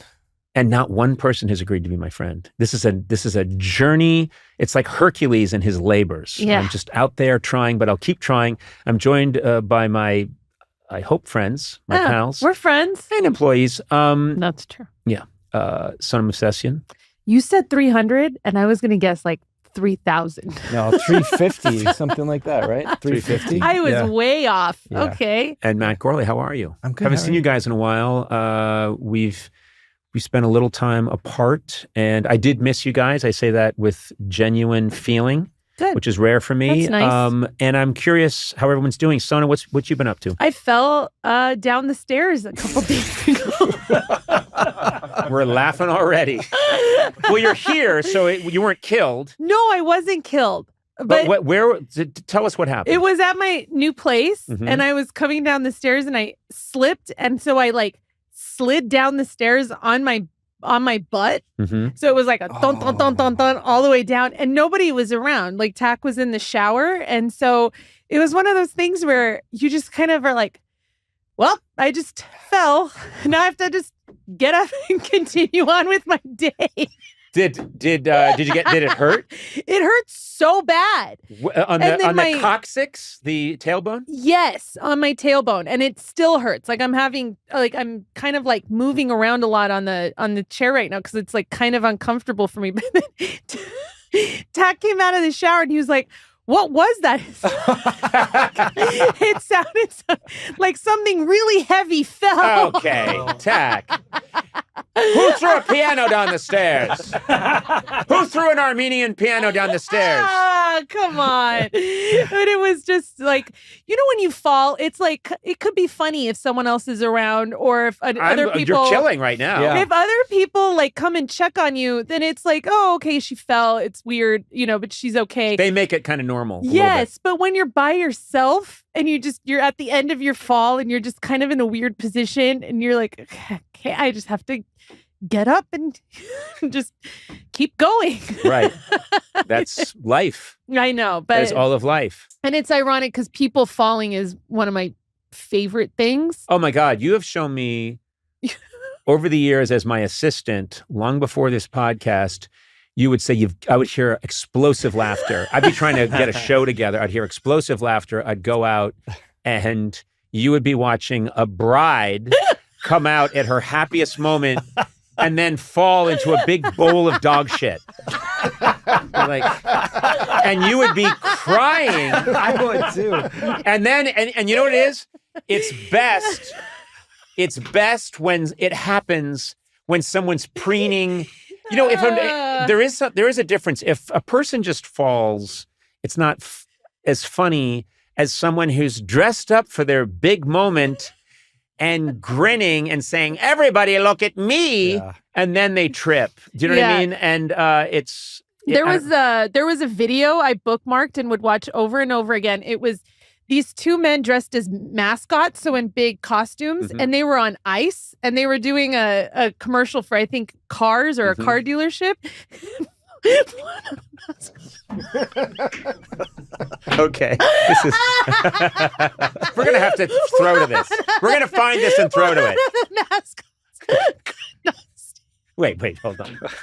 Okay. Real quick, listeners, go to the YouTube channel or Instagram. One of the mascots at Team Coco Podcast. Mascots could not stay standing, and so this is. I'm so glad I brought this up. I can't breathe. Oh my God. Oh my God.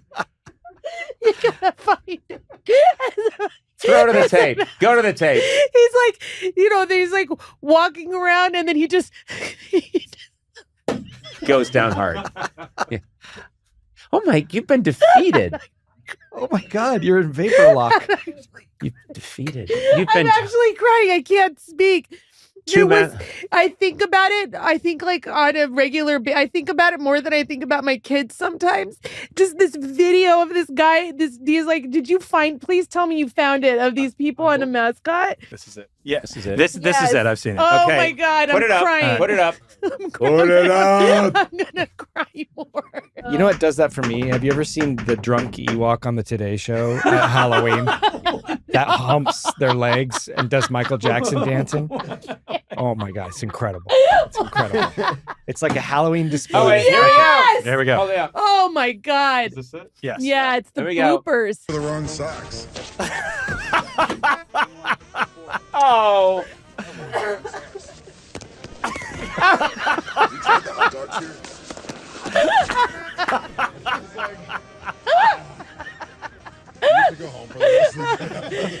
Don't make him keep doing.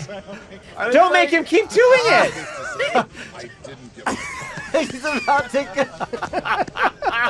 Help him! Help him!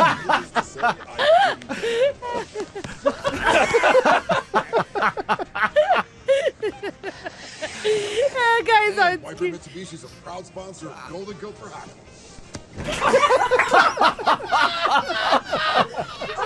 Oh my God. Are they playing yakety sax? What? oh my God. Okay, whatever that car is, I'm buying it. Why? Incredible. Why do they keep me? Oh, amazing. Look at her. Amazing. She's a puddle. That lived up, Sona. I wasn't thinking that was going to live up No, to your but reaction. look at her. But that was pretty good. She's gonna die. You're not getting enough air. I am. Sometimes I get really scared. I'm not breathing enough when I laugh too All right, much, we but gotta that do this. video does it every single time. We got to good. do this. My guest today is a singer-songwriter whose first independently produced album, Period, is out now. Very happy she's here today. She's an old friend from back in the day. Kesha, welcome.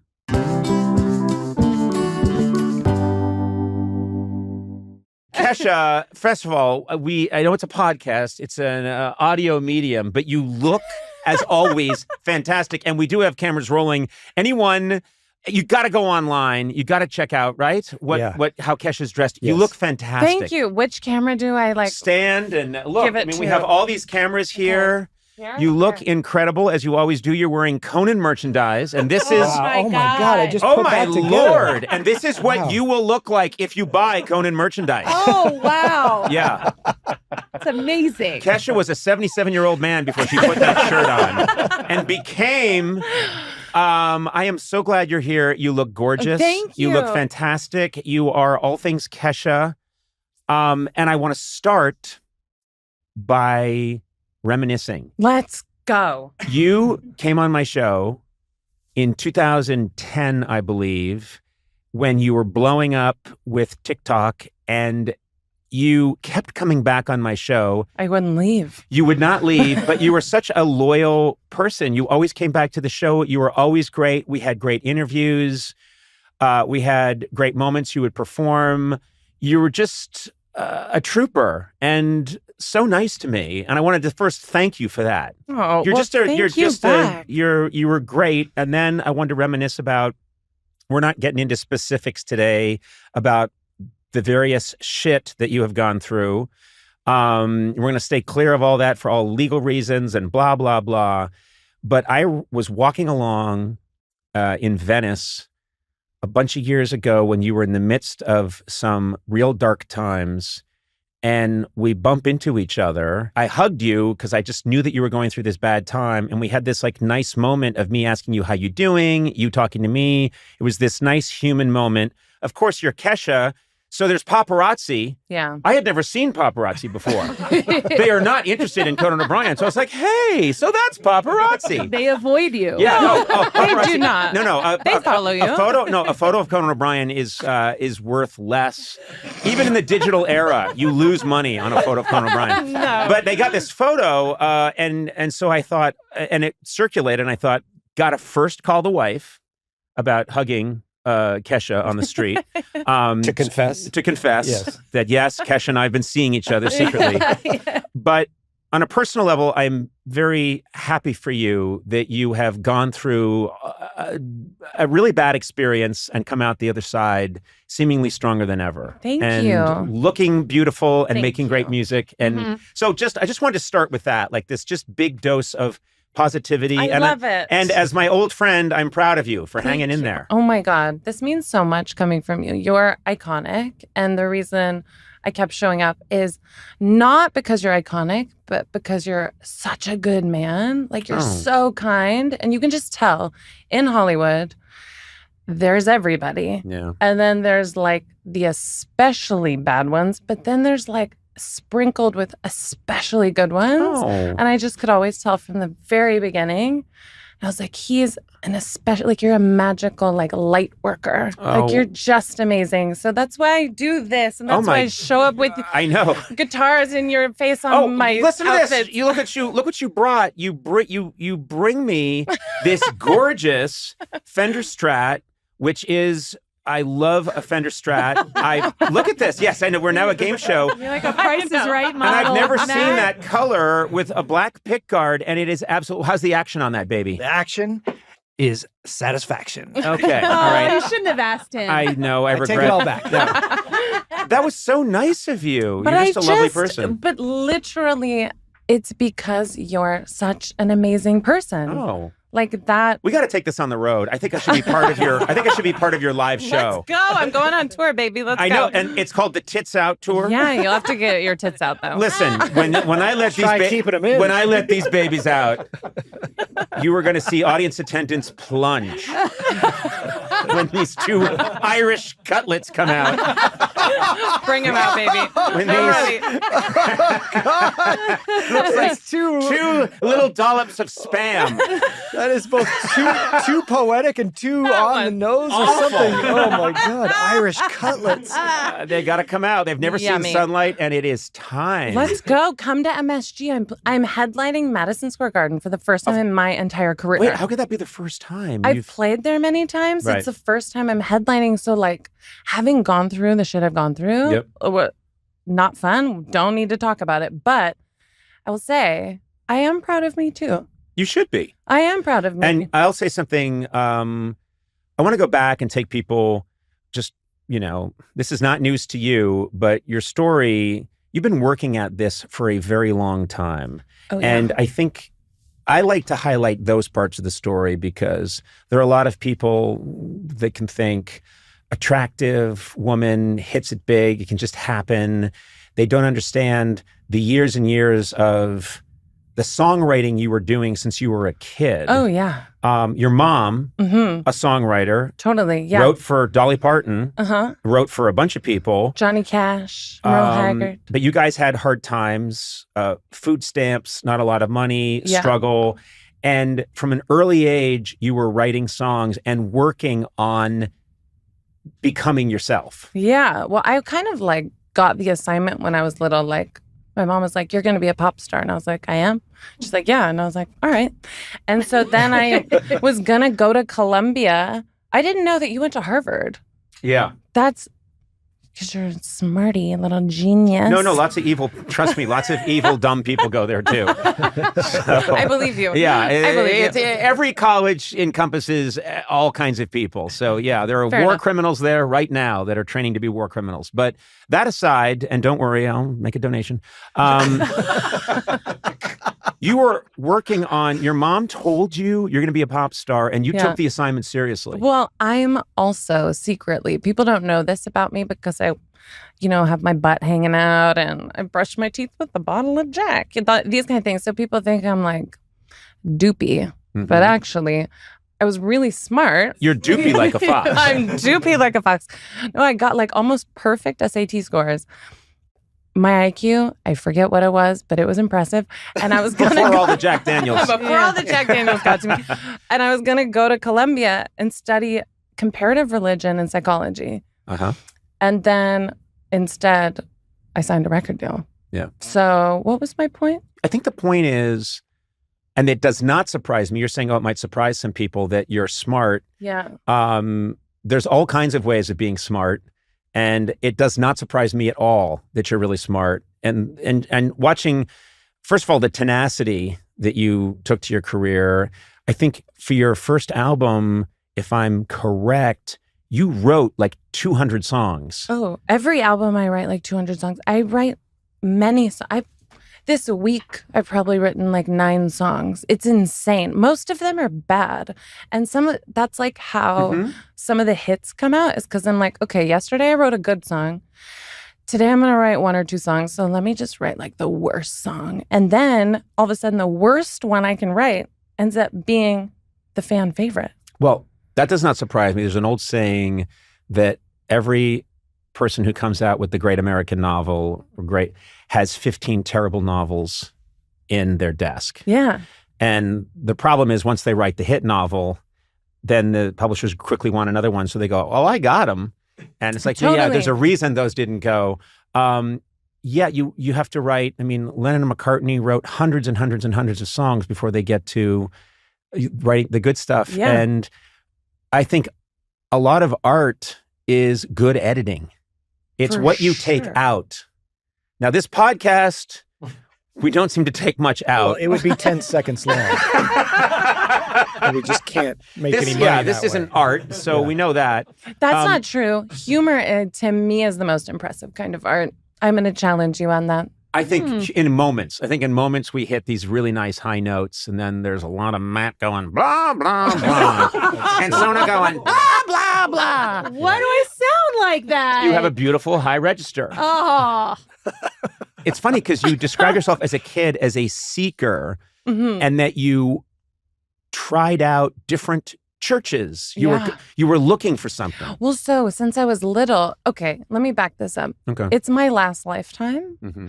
And I always knew that. But then I recently was at the Naked Hippie Commune, and the medicine woman was like, it's your last lifetime. And I was like, I know, right? She's like, it definitely is. So ever since, because I'm Pisces. And Pisces means you're saying you've had other lifetimes. How many do you think you've had? Oh, too many. Okay. And this is the last one. This is it, baby. This is the finale. That's why I got it all popping off like crazy. Yeah. So it's the last one because I was like, give me all you got. And God was like, are you sure? And I'm like, yeah, bitch. And then I'm like, when I call God bitch, he tends to throw thunderbolts down at me. Yeah. Or she. Or they. I'm just going to cover every base here. But what I'm saying is, I don't like the way you talk to God. I think it's disrespectful. That's my only problem. So this is your last lifetime. I would be okay with this being my last lifetime because I've loved this lifetime. And if this is it, I'm not greedy for more. I don't think it's going to get better. when's your birthday? April 18th. Oh, you're at the beginning, honey. Oh, no, I can't do more. This is like your first one. No, you have really? like 3,000 minimum left. I'm more worried for the world. That has to, oh my God. Well, it's gonna be end times. I'll say. It's all post-apocalyptic, me babbling as a new person. So you were going to, this is your last. Oh, so it's my Who last told you this? lifetime. Okay. A shaman told you this? Well, this medicine woman. So I go to this place called Esalen, and it's like you can be naked, and you started as an alternative to an insane asylum, but it's in the redwood forest, and you go and you soak in like these lithium-filled baths, and you're naked, and it's beautiful, and there's butterflies. We love it. So I go there, and then I met this medicine woman, and she's like, "Oh my God," and I was like, "I know," and she's like, "I'm like, I know," and she's like, "It's your last lifetime, you know?" I'm like, "Yes." And so we've been doing all this work, trying to get me like spiritually focused and ready to just like spread as much love in the most adorable package as much as I can till the day I die. Let me ask you a question. Would I do okay at Esalen? Be honest. You would love it. Have you ever been? Do you know about it? I've never been naked. So well, come to the tour and get your no, but what I'm saying is I don't know. Be honest. We're friends. Be honest. How would I do at Esalen? Well, how do you feel about spiders? I'm okay with spiders. Okay. How do you feel about like nakedness? And I like other people being naked. Okay. Totally down with it. How do you feel about hippies? Hippies, I'm cool with hippies. You'd be great. Yeah. Yeah. You can go and like take different. I teach songwriting there. Oh, wow. Yeah. Okay. So I'm down with all of it. I'm down with everyone else being naked, me maybe in a 3-piece suit. No, that's great. You can do whatever makes but with anybody like the little comfy. butt, like assless chaps. Wait, but you're watching everybody who's naked and you're fully clothed? And sketching them. Sounded kind of weird. I've done that there. I'm sketching them and I found a little window I can peer out of. Oh, no. Yeah, peering through a little window. And I brought the little window. I set it up between two trees. And you were never invited there. And I was not invited there, and I'm escorted out, and I run away every time. Jeez, you were invited. Now you're not invited. I'm not invited. You just disinvited me. No, you would love it. We should go, honestly, if you ever want to go for a weekend. It's my favorite place in the world. Okay. And what was my point of all of this? You don't need a point. That's the thing. We're that having how a good time. podcasts work? Yeah. You don't that's need how a this point? one. That's how this one works. So I just don't have to have a point. I no love responsibility. it. Oh but my it's- God. I'm going to give you your point. Go ahead. And this is the ultimate form of mansplaining. I'll tell I you, love it. Kesha, Please, what you meant. Tell me my point. Well, I was bringing up the fact that as a kid, you were a seeker. You went to like you used to drive around to different churches or have your mom drive around to explore. And it sounds like this has been a theme in your life. You're going to Esalen. You're out there to try and find out whatever you can find out. You're curious, which takes a certain amount of bravery, I would say. Oh my God, it's very psychedelic out here. You guys don't think? It's so surreal. Mm-hmm. I have the trippiest experiences, and I'm like, fine line between like spiritual and just insane. Yeah. But like, I love riding that line. Mm-hmm. And I've just had so many interesting, like serendipitous experiences, like where my cat, I had a spiritual awakening and I like saw the universe, and my cat brought me headphones, and a guy Was that real, the part where your cat brings you headphones? I swear to God, Mr. Peeps. I swear to God. What brand headphones? We can turn this into a plug.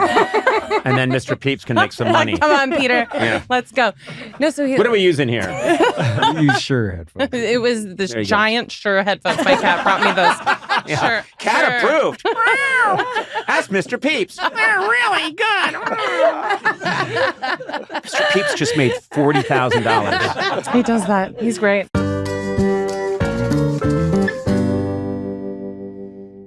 This episode is brought to you by Square.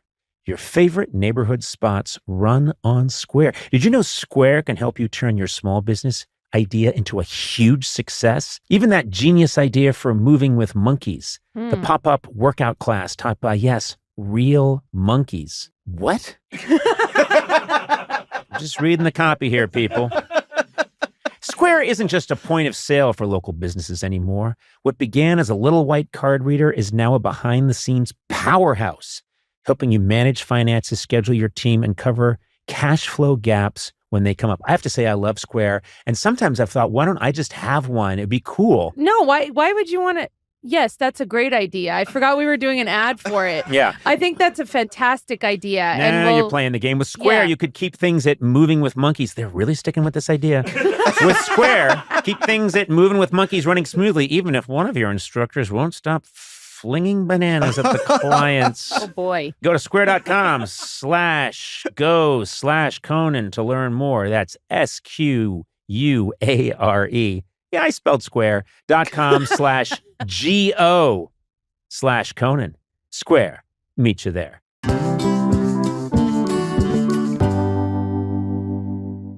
So anyways, so like weird psychedelic things have been happening my whole life. So I started, because in school, I was like, I don't know if I belong with these people, because I'm in like outside of Nashville. People are throwing around the N-word. I'm like, I think I'm gay. And then I was like, well, actually, I just don't like anybody. And so then I met punk rockers, and I was like, wait, I fuck with punk rockers.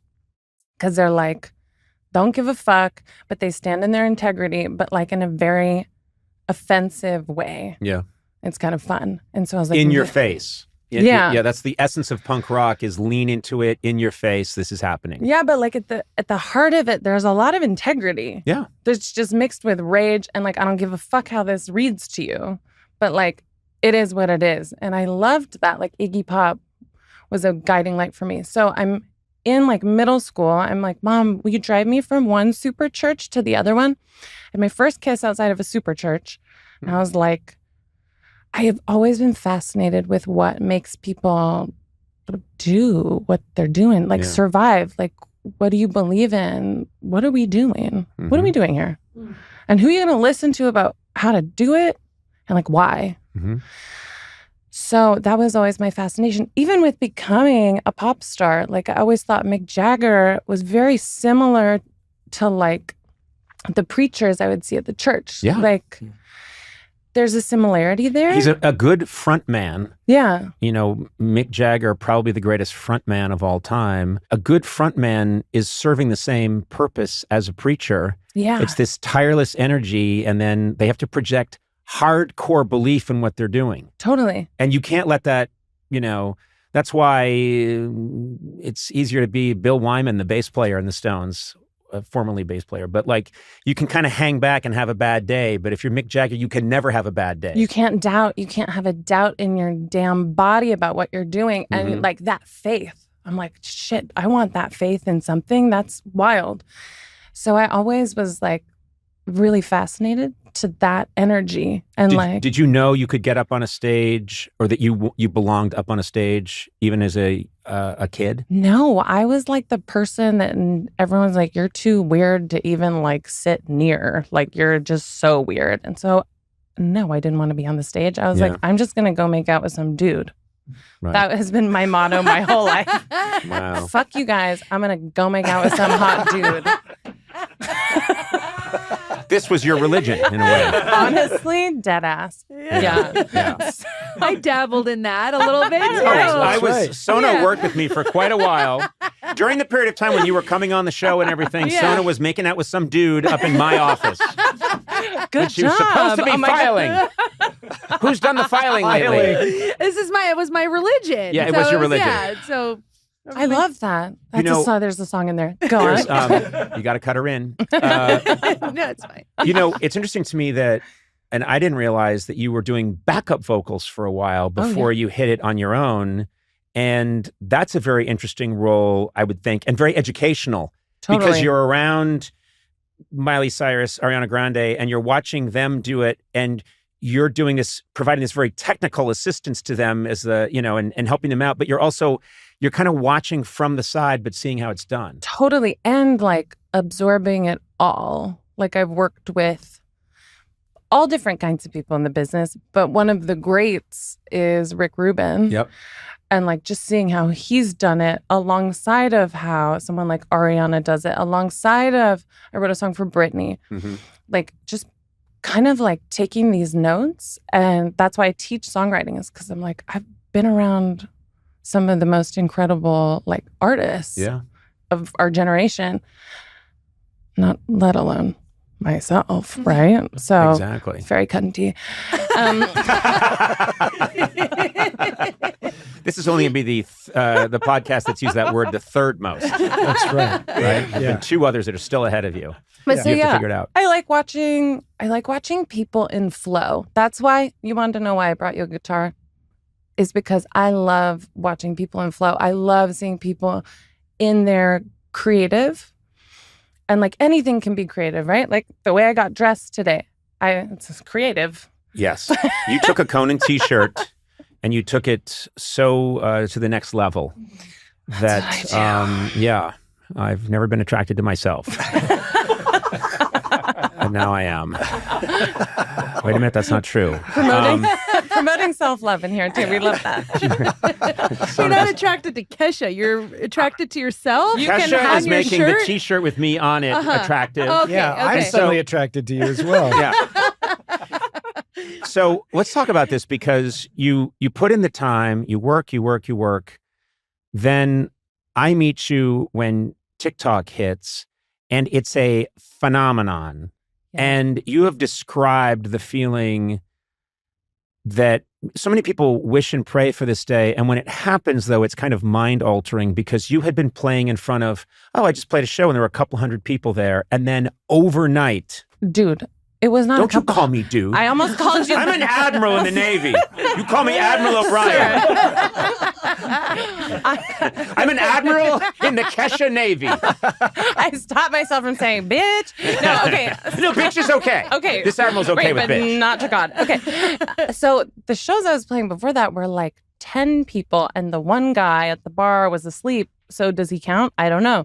And then I played Lollapalooza, and I would look out and I was like, do they know? They must be here for the person after me. Right. Who's standing behind me that they want to see? And I was like, what? And then they knew the song, and I was like, what the fuck is going on here? And then that night it was like hanging out with the Black Keys, and they came to the show, and I'm like, whoa, what the hell? It happened so fast. So fast. And my mind was like, what? It was very weird. Well, I remember you came on for TikTok, and then you kept coming back with other performances. And what I always remember is how you're so quick and funny, and your whole spirit was, let's see where this goes, which was great, which was really nice. And you had this sense of humor about, I'm sure that try to say this the right way. Like you would use your sexuality in this way that was really fun. Silly and fun. Silly and fun, and things firing out of your... Chicha? To use a technical term. Yes, that's right. I didn't realize we were in Nicaragua. Please, someone translate for me. 2 cunties and a chicha. We got them. I love keeping track. And one chicha. I'm not familiar with the chicha. Or the vagina, for that matter. Both were writing it down. Yeah, I'm just trying to get my terms right. You know, when Kesha comes on, it comes with a term sheet. Yeah. It does. There's God a is a glossary. bitch. There's cunties and chichas. Can we get a telestrator in here as well? Or? But no, like literally, and things were firing out of your nipples, and There it was? There was. You didn't. Oh, wait a minute. That's a dream I had. Yeah, you would. There was a fun. burlesque, fun attitude about it all, Yeah. which had a almost cartoonish element to it, and it was fun. It was that's the word. It was fun and It's fun. experimental and artistic and silly and absurd and the whole thing mashed together. Totally. Because I grew up not knowing, I didn't have my God to pray to. Mhm. Like, even in anywhere, I was like, and I've started to realize, like, it's kind of cool that I do feel like a true original. In ways I wished I had someone to be like, I want to be just like that person, but there's like nobody to really point to. Mhm. Like, there are a lot of amazing people I want to be like in ways, but there's not just like one person. Well, I have this theory that I've had for a while, which is we all grow up looking at people and thinking, I really like what they're doing. I really like Yeah. what they're doing. I really like what they're doing. And sometimes you can mistakenly think, I want to be that person. And what I have found is and I've said this before, it's your failure to be the person. And I use the word failure. It's not really a failure, but it's your attempt to be the person and your inability to be them that makes you original. Yes. So you have your eye on this idea that I'd like to be that person, but you're different. You've got, in my case, I was aiming at that, and I was a bad copy of that when I was younger, or thinking I was supposed to be that. And then it was my failure to be any of those people that made me whatever I am. Totally. I have many thoughts about this. So I think authenticity is the highest vibration you can vibrate at. Like true authenticity, not trying to be somebody, like really just your authentic, weird self with your family dynamic passed down in your body and your DNA and where you come from and everything you've seen and done. Like your authenticity, you're the only one. Like everyone is a true original. Mhm. And so I've like started playing a fun game with myself, like how authentic can I be? And it freaks people out. It kind of freaks me out sometimes. Mhm. But then I'm like, well, it's authentic. This is the game we're playing. It's your last lifetime. So that's A. Wait, there was a really good point. Hold on. Let me tell you what it was. Fuck, what was it? B, tariffs don't work. Oh. Okay, I remember now. Sorry. Okay. I made a guess and I was wrong. Was not. Okay, height of the pop stardom, like bejazzled bodysuits, not eating, like trying to be this thing that I'm not. Yep. And I just like hit a wall where I'm like doing the dancing and I'm like, this is not me. Mhm. Everybody wants me to be this. And I'm trying to please them because I like people to be happy. I want people to be happy. Timber, biggest song in the world. Took off the bejazzled bodysuit, Mhm. stopped the arena tour, started a punk band called Yeast Infection, played dive bars, much to the dismay of everybody around Of me. the machine. Oh my God, Yeah. they were not happy. But like, that's one of my proudest moments. Because like, I did grow up on food stamps. I'm not scared of what it means to not have money. Like, fuck that. I'm going to stand in my integrity of who I am and in my authenticity. And I'm not going to stand for, like, I'd become the thing that I, like, hated. Like, I don't want little girls looking up to someone who's not eating and me pretending like I'm eating, but I'm not. Like, no, I'm not going to do this. It's not who I am. It's not what I stand for. Fuck that. And that was like when everything changed, where I was like, I tried it your way, you guys, and it's bullshit. And now I'm doing it my way. And like, take whatever you want because my fucking genius is in my mind. Mm-hmm. So you can never have it. You can own my voice. You can do the thing, you blah, blah, blah. Well, let's talk about that because the album you're coming out with now is the first time that you've owned the rights to your voice. Is that right? Yeah, it's the first time I've had the legal rights to my recorded voice since I was 18 years old. Jesus. Oh my God. Yeah. And after a 10-year litigation, 3 states. And this is period. This is the Yeah. and it's a strange thing to think about, and I can kind of relate not on the same scale, but I can kind of relate. When you're young and super hungry, you just want in. When you're just happy to be there. You're happy to be there. And so, and this is one of the oldest stories in show business is pop stars when they're 17, 18, signing everything away because someone's saying, we have the microphone. The microphone's in that room. If you want to sing into it, sign this piece of paper and you'll do it. Yeah. Well, and you also, like, your brain's not fully developed. I grew up without a father, you know, came from very humble beginnings. And so, like, also didn't really understand in perpetuity in the universe. Like, that's what I signed. And I was like, and in my mind, I'm like, I'm a punk rocker. Like, they're going to take a bunch of money. That's fine. Like, I don't care about money. But actually, what I didn't realize is, like, in perpetuity in the universe of my voice, like, it's a big thing you're signing. Yeah. And then I just, like, I, like, reached max capacity, biggest song in the world moment. And then it was like, no. Yeah. And so that's when I saw you in the street. So I needed that hug. So thank you. I was wandering around hoping I could hug Kesha. And I manifested you. I love that. And I was like, I got to get her fast because it's her last life. You can do that? It is. And I knew that I had 10,000 lives still to go. But I knew I couldn't get you the next time around. Oh, right. Because you're not going to be around the now next or time. never, yeah. It's going to be some other. I don't want to hug that creep. This period of time that you went through, this crazy litigation and all that stuff that everyone's read about, and I don't think people that have been through legal things on that scale can understand how it consumes your whole life, you know, and like it takes over your whole life. And when it has to do with your creativity and what you do to keep yourself sane, that's doubly, it's not like, oh, you're being sued over a parking lot that you own in Encino and you may not get to see it for a while or you may lose part of it. It's your essence of who you are. Well, it's the thing that it's weird. It's like your soul is like on paper owned by someone else, but you're like, but it's in my body and I have rights to my body, but all of this has infiltrated every ounce of my body and my brain. And it just is really toxic and it's really unfortunate because, you know, people use that as like a tool to torture.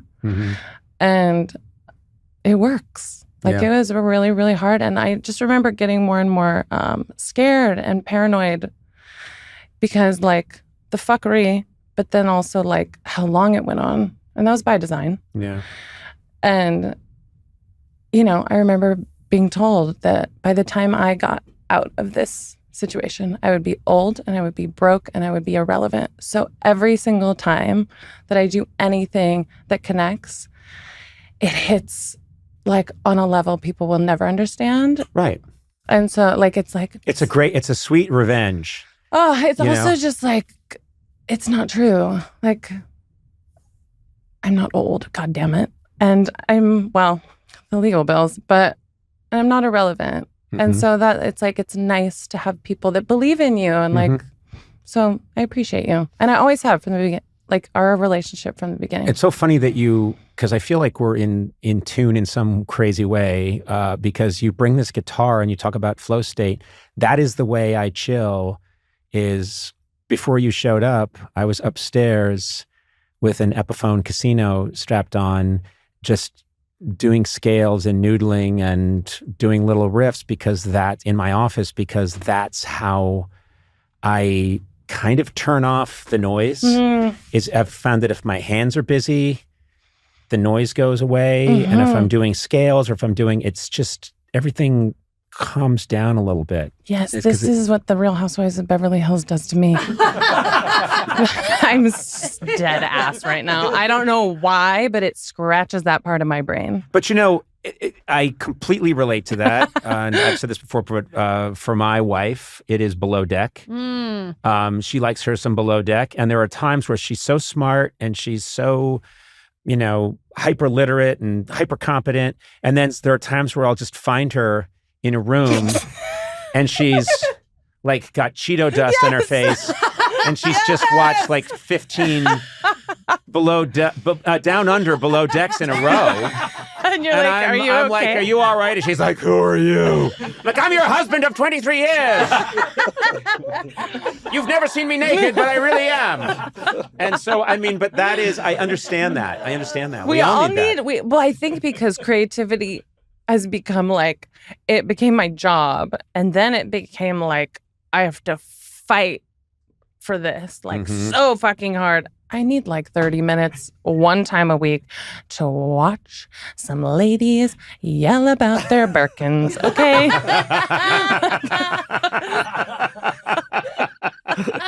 The Birkin, such an innocent shoe. Or bag? It's a bag. This is a fake Birkin. That's a fake Birkin? Oh, yeah, but you can't tell, right? I South could. Korea. You could not. The minute you walked in, I was like, fucking fake Birkin. And you know what? Matt gave me the signal to cancel. I did. He gave me the let's cut this off. We got a fake Yeah. Birkin in the house. And we can't talk to you. These You two. might meet not the real Kesha. You know? We actually switched that out with a real Birkin when you weren't looking. That's I how would love that. That's our prank show. Oh my God. Giving people real Birkins? Okay. I'll play. You know, you had the moment, you talk about these little cultural moments. You knew you had made it. You said when The Simpsons switched out the opening of their show, because they always do a different opening. They did an opening featuring TikTok. And you're like, okay.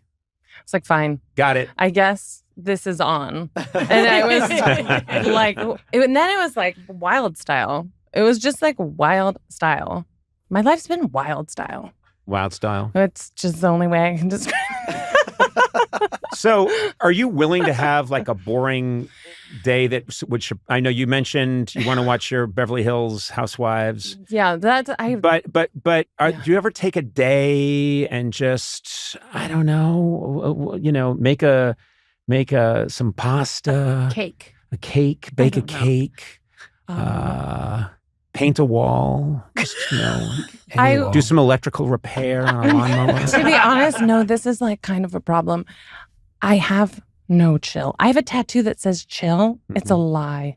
I'm not chill. That's why you got the I tattoo. know, I was to was try and trying chill. to And then chill. remind yourself. Yeah. Just Right. get more tattoos. Yeah. When Like, you're I have a trying to tattoo that chill. says "Stop talking." You do? No, but I wish I had a tattoo. Well, it doesn't help. But no, I don't understand. But what about when you're at this how- retreat? Okay. But and then you you're just- romping around naked, chasing the butterflies and like tromping up in the hills. And then you go in the art barn. And then you go and you like dance your traumas away. And then the medicine woman Are you comes still and- naked when this is all happening? you like can be, but I wasn't dancing naked. I agree with your. I'm making little noises. Again, I'm the creep who's peering in at Esselyn. Yeah. No. You know what? I'm in a faraway hill with crazy big, comically large binoculars going, I think I see Kesha. You're wearing like a God. sniper ghillie suit, you know? No, I'm not wearing I'm wearing a birding outfit. So it's you go and like you don't usually dance naked. You're usually just Right. That can naked be in problematic. the hot springs. Yeah. Just don't be weird about it, Conan. Don't be weird about what? Dancing naked is problematic. I'm sure. Why? I don't know. Things could get caught in the machinery. What? What machinery? There might be a thresher nearby. I don't know. I haven't thought this all the way through. I assume they're out in the woods and there's a threshing machine. Your Irish cutlets are going to get caught in the I combine. won't have my Irish cutlets thrashed in some thresher. Kesha, you've ruined this podcast forever. He short circuited after you said chicha. I know. You said Shisha, and you know what? Once that happened, Let's not discount Bejazzled either.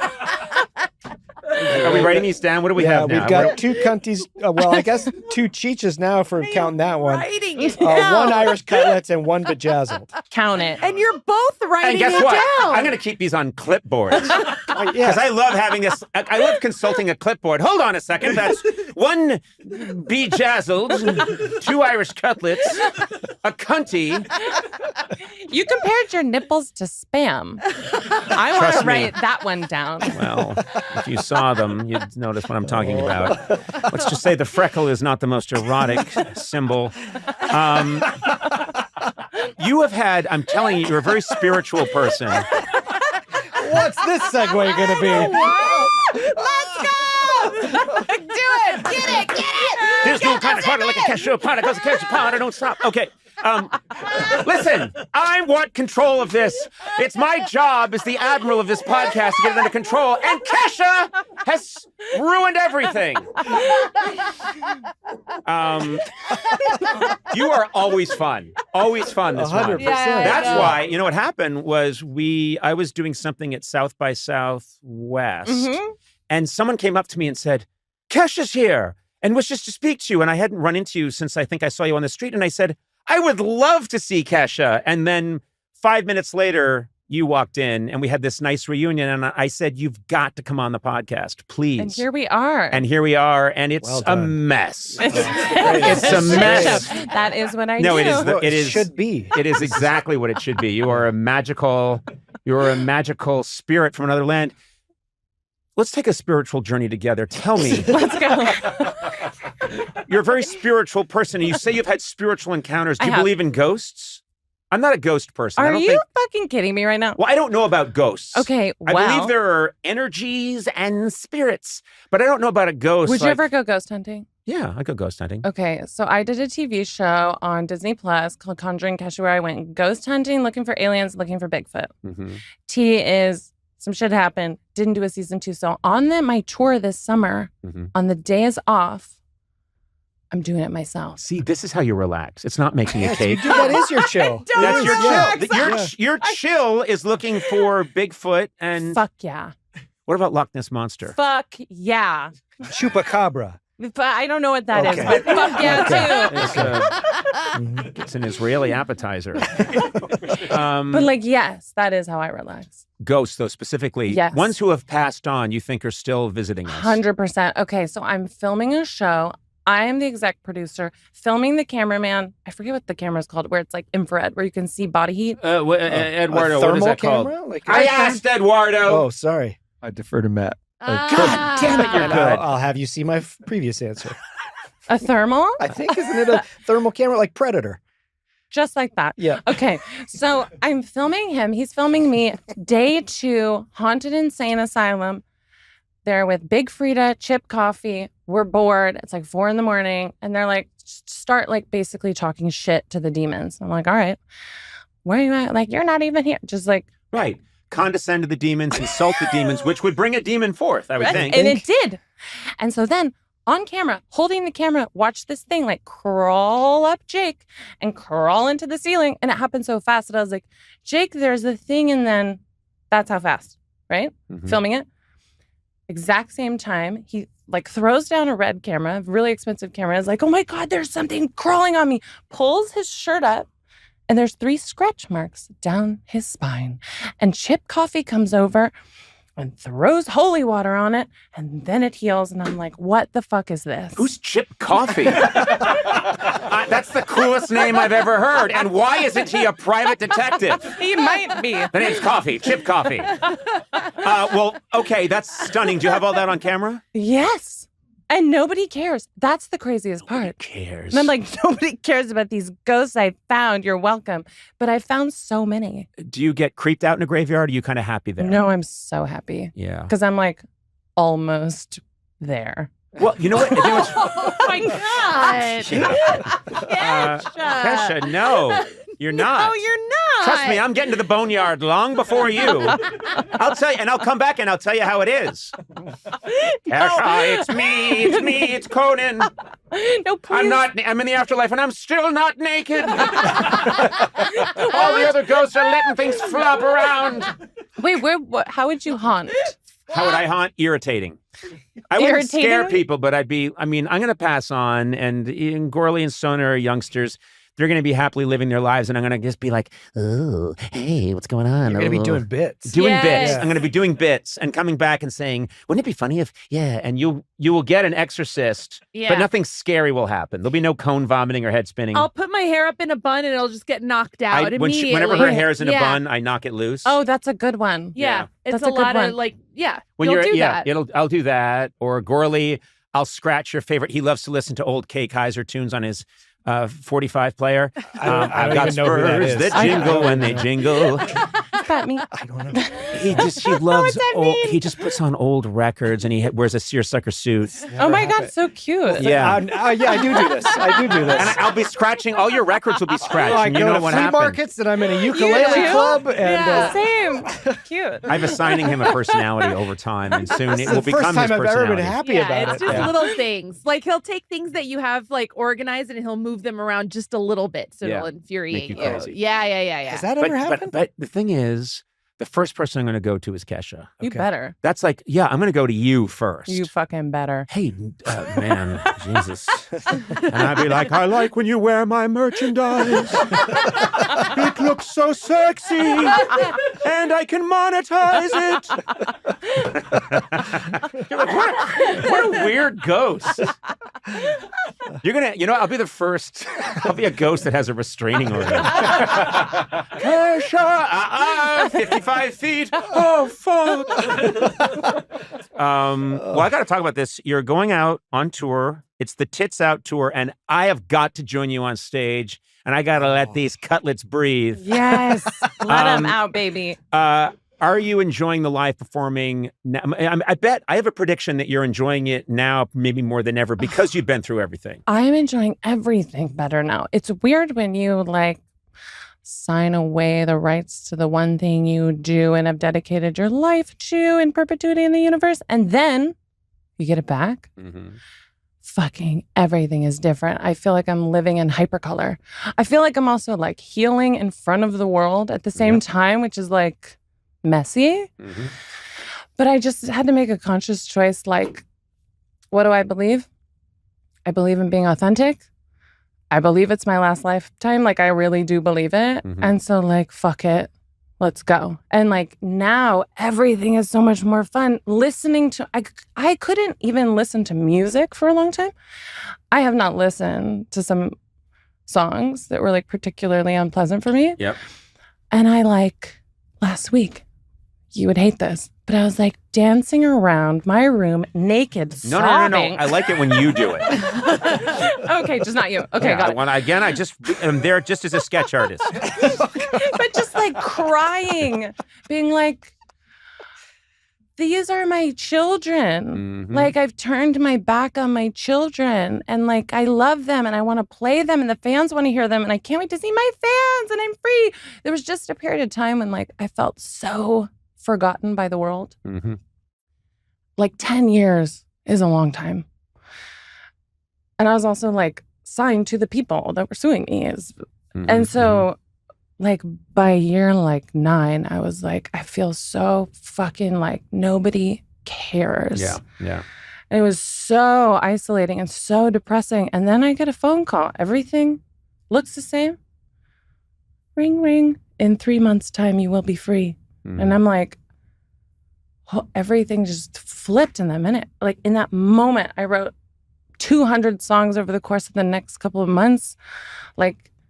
Just there was color brought back into my life. Mm-hmm. And now I can't wait to tour. And all the music that has negative connotation, everything's energy. So yes, I believe in ghosts. We'll have to circle back on that. But anyways, I'm taking out. Kesha, it's me, Conan. I didn't even die, but I'm a ghost hanging around your house. Doing sketches. You're alive and well. I'm alive and well. I'm here to serve you with a ghost subpoena. Oh, ghost subpoena. Yeah. So, I'm genuinely very happy for you. And it's funny. I have this, because I've been doing this for so long and I encounter people and then I see them at different phases in their life. And I have this relationship sometimes, and I've said this to many people, and you fit the bill as well, where I'm rooting for you because you came and, helped me out and gave of your talent on my show a long time ago. And when, and repeatedly, and you were always brought great energy. And I thought, I'm just so happy to reconnect with you. And this has been really funny and fun and filthy at times. I'm a little psychotic. Yeah, but also no, and also I'm learning some words here that I didn't know. Oh, we love that. It's good you wrote them down. I Yeah, have it them. is. It's good you wrote them down. What happens when this piece of paper is found later on in my pocket? That's when the restraining order. This laundry got sent back, and the woman who works there wants to talk to you. This was rolled up in your. Hi, I have Mr. O'Brien's grocery list. I'm wondering if you could help me find some of these. I understand Irish cutlets, but where are the chichas? I need 2 cunties. I need 2 cunties and a chicha, please, to go. Well, I'm really happy for you. The Tits Out tour. I'm going to be there, man. I'm going to be there dancing on stage. Yeah, you no, are. No, that will hurt you. That will hurt the No, numbers. you must. Wait. No. Your fans will get so mad when I dance out on tour on the Tits They'll Out be tour. so happy. Sona, talk some sense into Kesha. They won't be happy. Your first independent album, period. This is under your own label, Kesha Records, July 4th, 2025. This is your 6th studio album. I'm really happy for you. And thank you so much for bringing me that gorgeous guitar. I'm going to be playing that today and tonight. And thank you.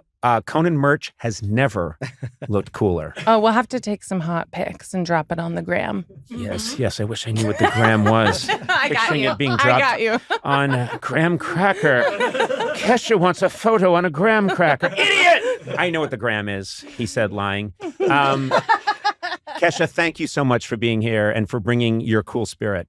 Thanks for always being the fucking best. Jeez. Dead See ass. that, Gourley? Rick Rubin and Conan O'Brien. Yes! Like, you are one of the best men. Oh my God. That is the first and only time anyone will clump you together with Rick Rubin, I think. They're right? my 2 favorite I'm men going to in try and get into a entertainment. fender bender with him. Just so that we're named in court together. I'm going to wait for Rick Rubin to drive by and then just slam into the back of his car.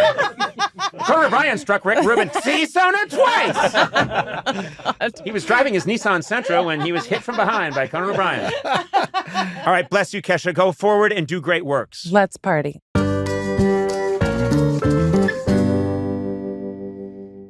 This message is brought to you by Apple Card. Each Apple product, like the iPhone 16, is thoughtfully designed by skilled designers. The titanium Apple Card is no different. It's laser etched, has no numbers, and it earns you daily cash on everything you buy, including 3% back on everything at Apple. Apply for Apple Card on your iPhone in minutes, subject to credit approval. Apple Card is issued by Goldman Sachs Bank, USA, Salt Lake City branch. Terms and more at applecard.com. Hey, Sona, you're taking a trip to Hawaii soon, yes? Yes, I am. Yep. This is a whole family thing? It's a whole family thing. All 4 of us are going, and we're leaving Oki with my parents. And so I am thinking to make some extra cash on the side, I'm going to put my place up on Airbnb. That's smart.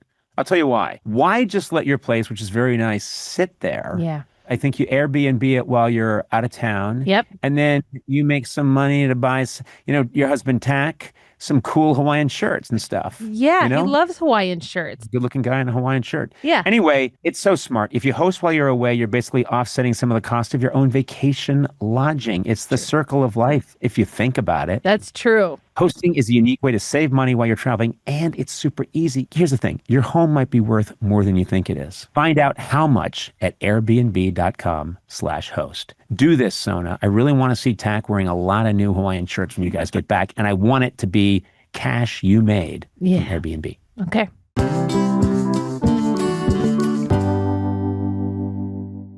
Okay, we need to discuss something that just happened moments ago.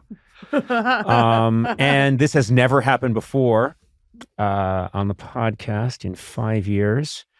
We took a break. We had just finished interviewing Kesha. Wonderful time. Really fun. Wonderful. Wow. She's so funny and fun, and it was revealing and cool and all kinds of stuff. Then we take a break. I remain here and start doodling on my sketch pad. I remain here too. But Because I am a you, decent why don't you person. tell us what happened, Matt? Just tell us. It's okay. No, it's really embarrassing. It's not okay at all. I had to pee, and I went to the bathroom, and I opened the door. It wasn't locked, and Kesha was peeing in the bathroom. So you walked in on Kesha while she was urinating. And she screamed. She screamed. But she did the cutest little like this, like an Ewok or something. And she was very nice about it, and I truly didn't mean to. Just You the said door. you truly didn't mean to.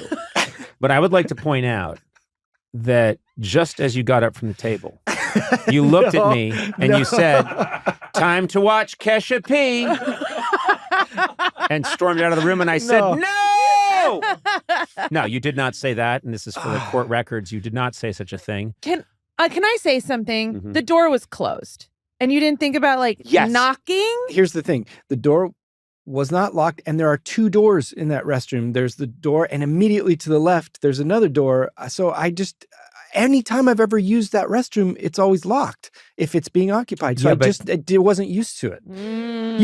Are you suggesting that I did that on purpose? I didn't even know she was in there. I don't know. It's not proper bathroom etiquette. If the door is closed, you knock. I'm totally with Sona on this. I'm a knocker. I always knock. I find I certainly will from here on out. I can tell you that much. Oh my God. But I mean, Unless it's Kesha. Yeah.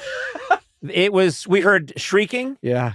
You came running back in, face beet red. We have a whole bunch of people out there who were watching the podcast. They find out what happened. They're screaming.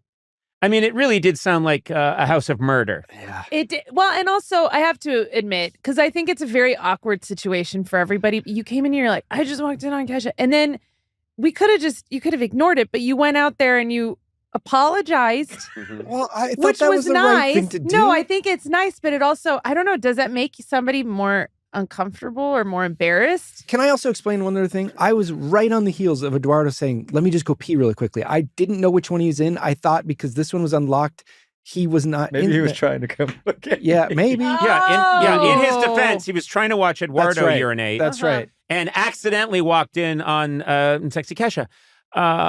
So I Wait a Yeah, minute. there, You're the creep here. and just to let people know here, there are 2 bathrooms. There's one right next to our studio, Mhm. and then there's one that is kind of further on down the hall. And so you didn't use the one right next to the studio. It Why?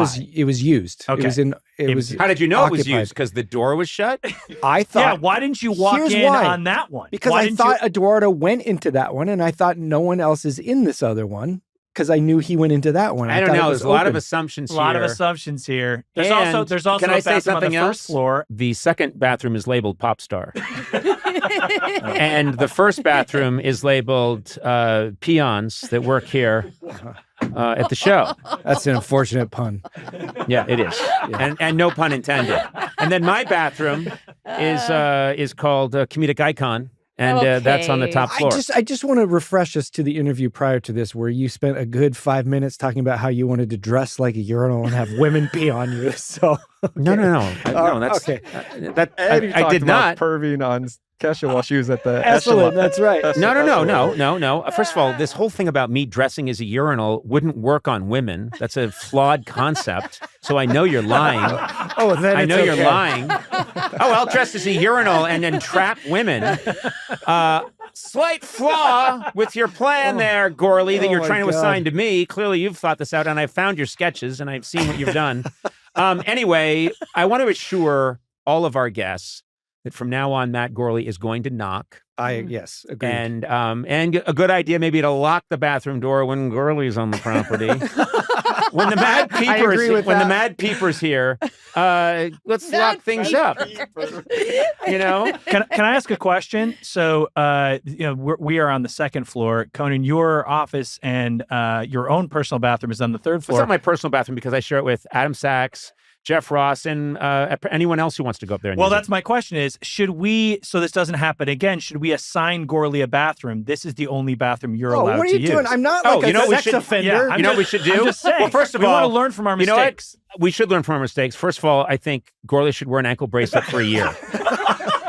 And he has to go to every pop star in LA And tell them. and knock on their door and tell them if you're urinating in a bathroom near me, I may try and I peek might in try on to you. get Yeah. Yes. So that's rule number one. Rule Hello, number two is we should Phineas. get one of those outdoor bathrooms and we should put it in our little yard, and that should be just for Gourley. Oh, like a porta potty? Little porta Like potty. an outhouse. Little outhouse Oh. porta potty. Oh, you like old timey things? We'll get you an Oh, old. wait. No, I have a solution. I Yeah. quit.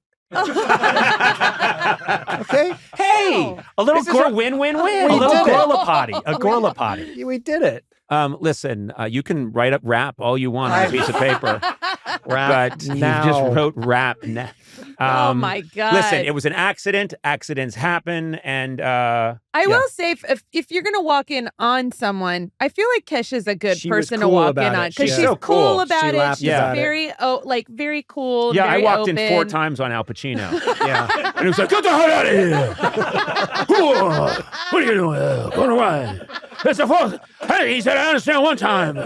It's the 4th time. And I said, hey, it's taking you a long time to pee, Mr. Pacino. Oh, what do you want? I'm 94. I'm also played Jim on Taxi. All right. Peace out. Love you, God. Kesha. Bye. Oh my God. God.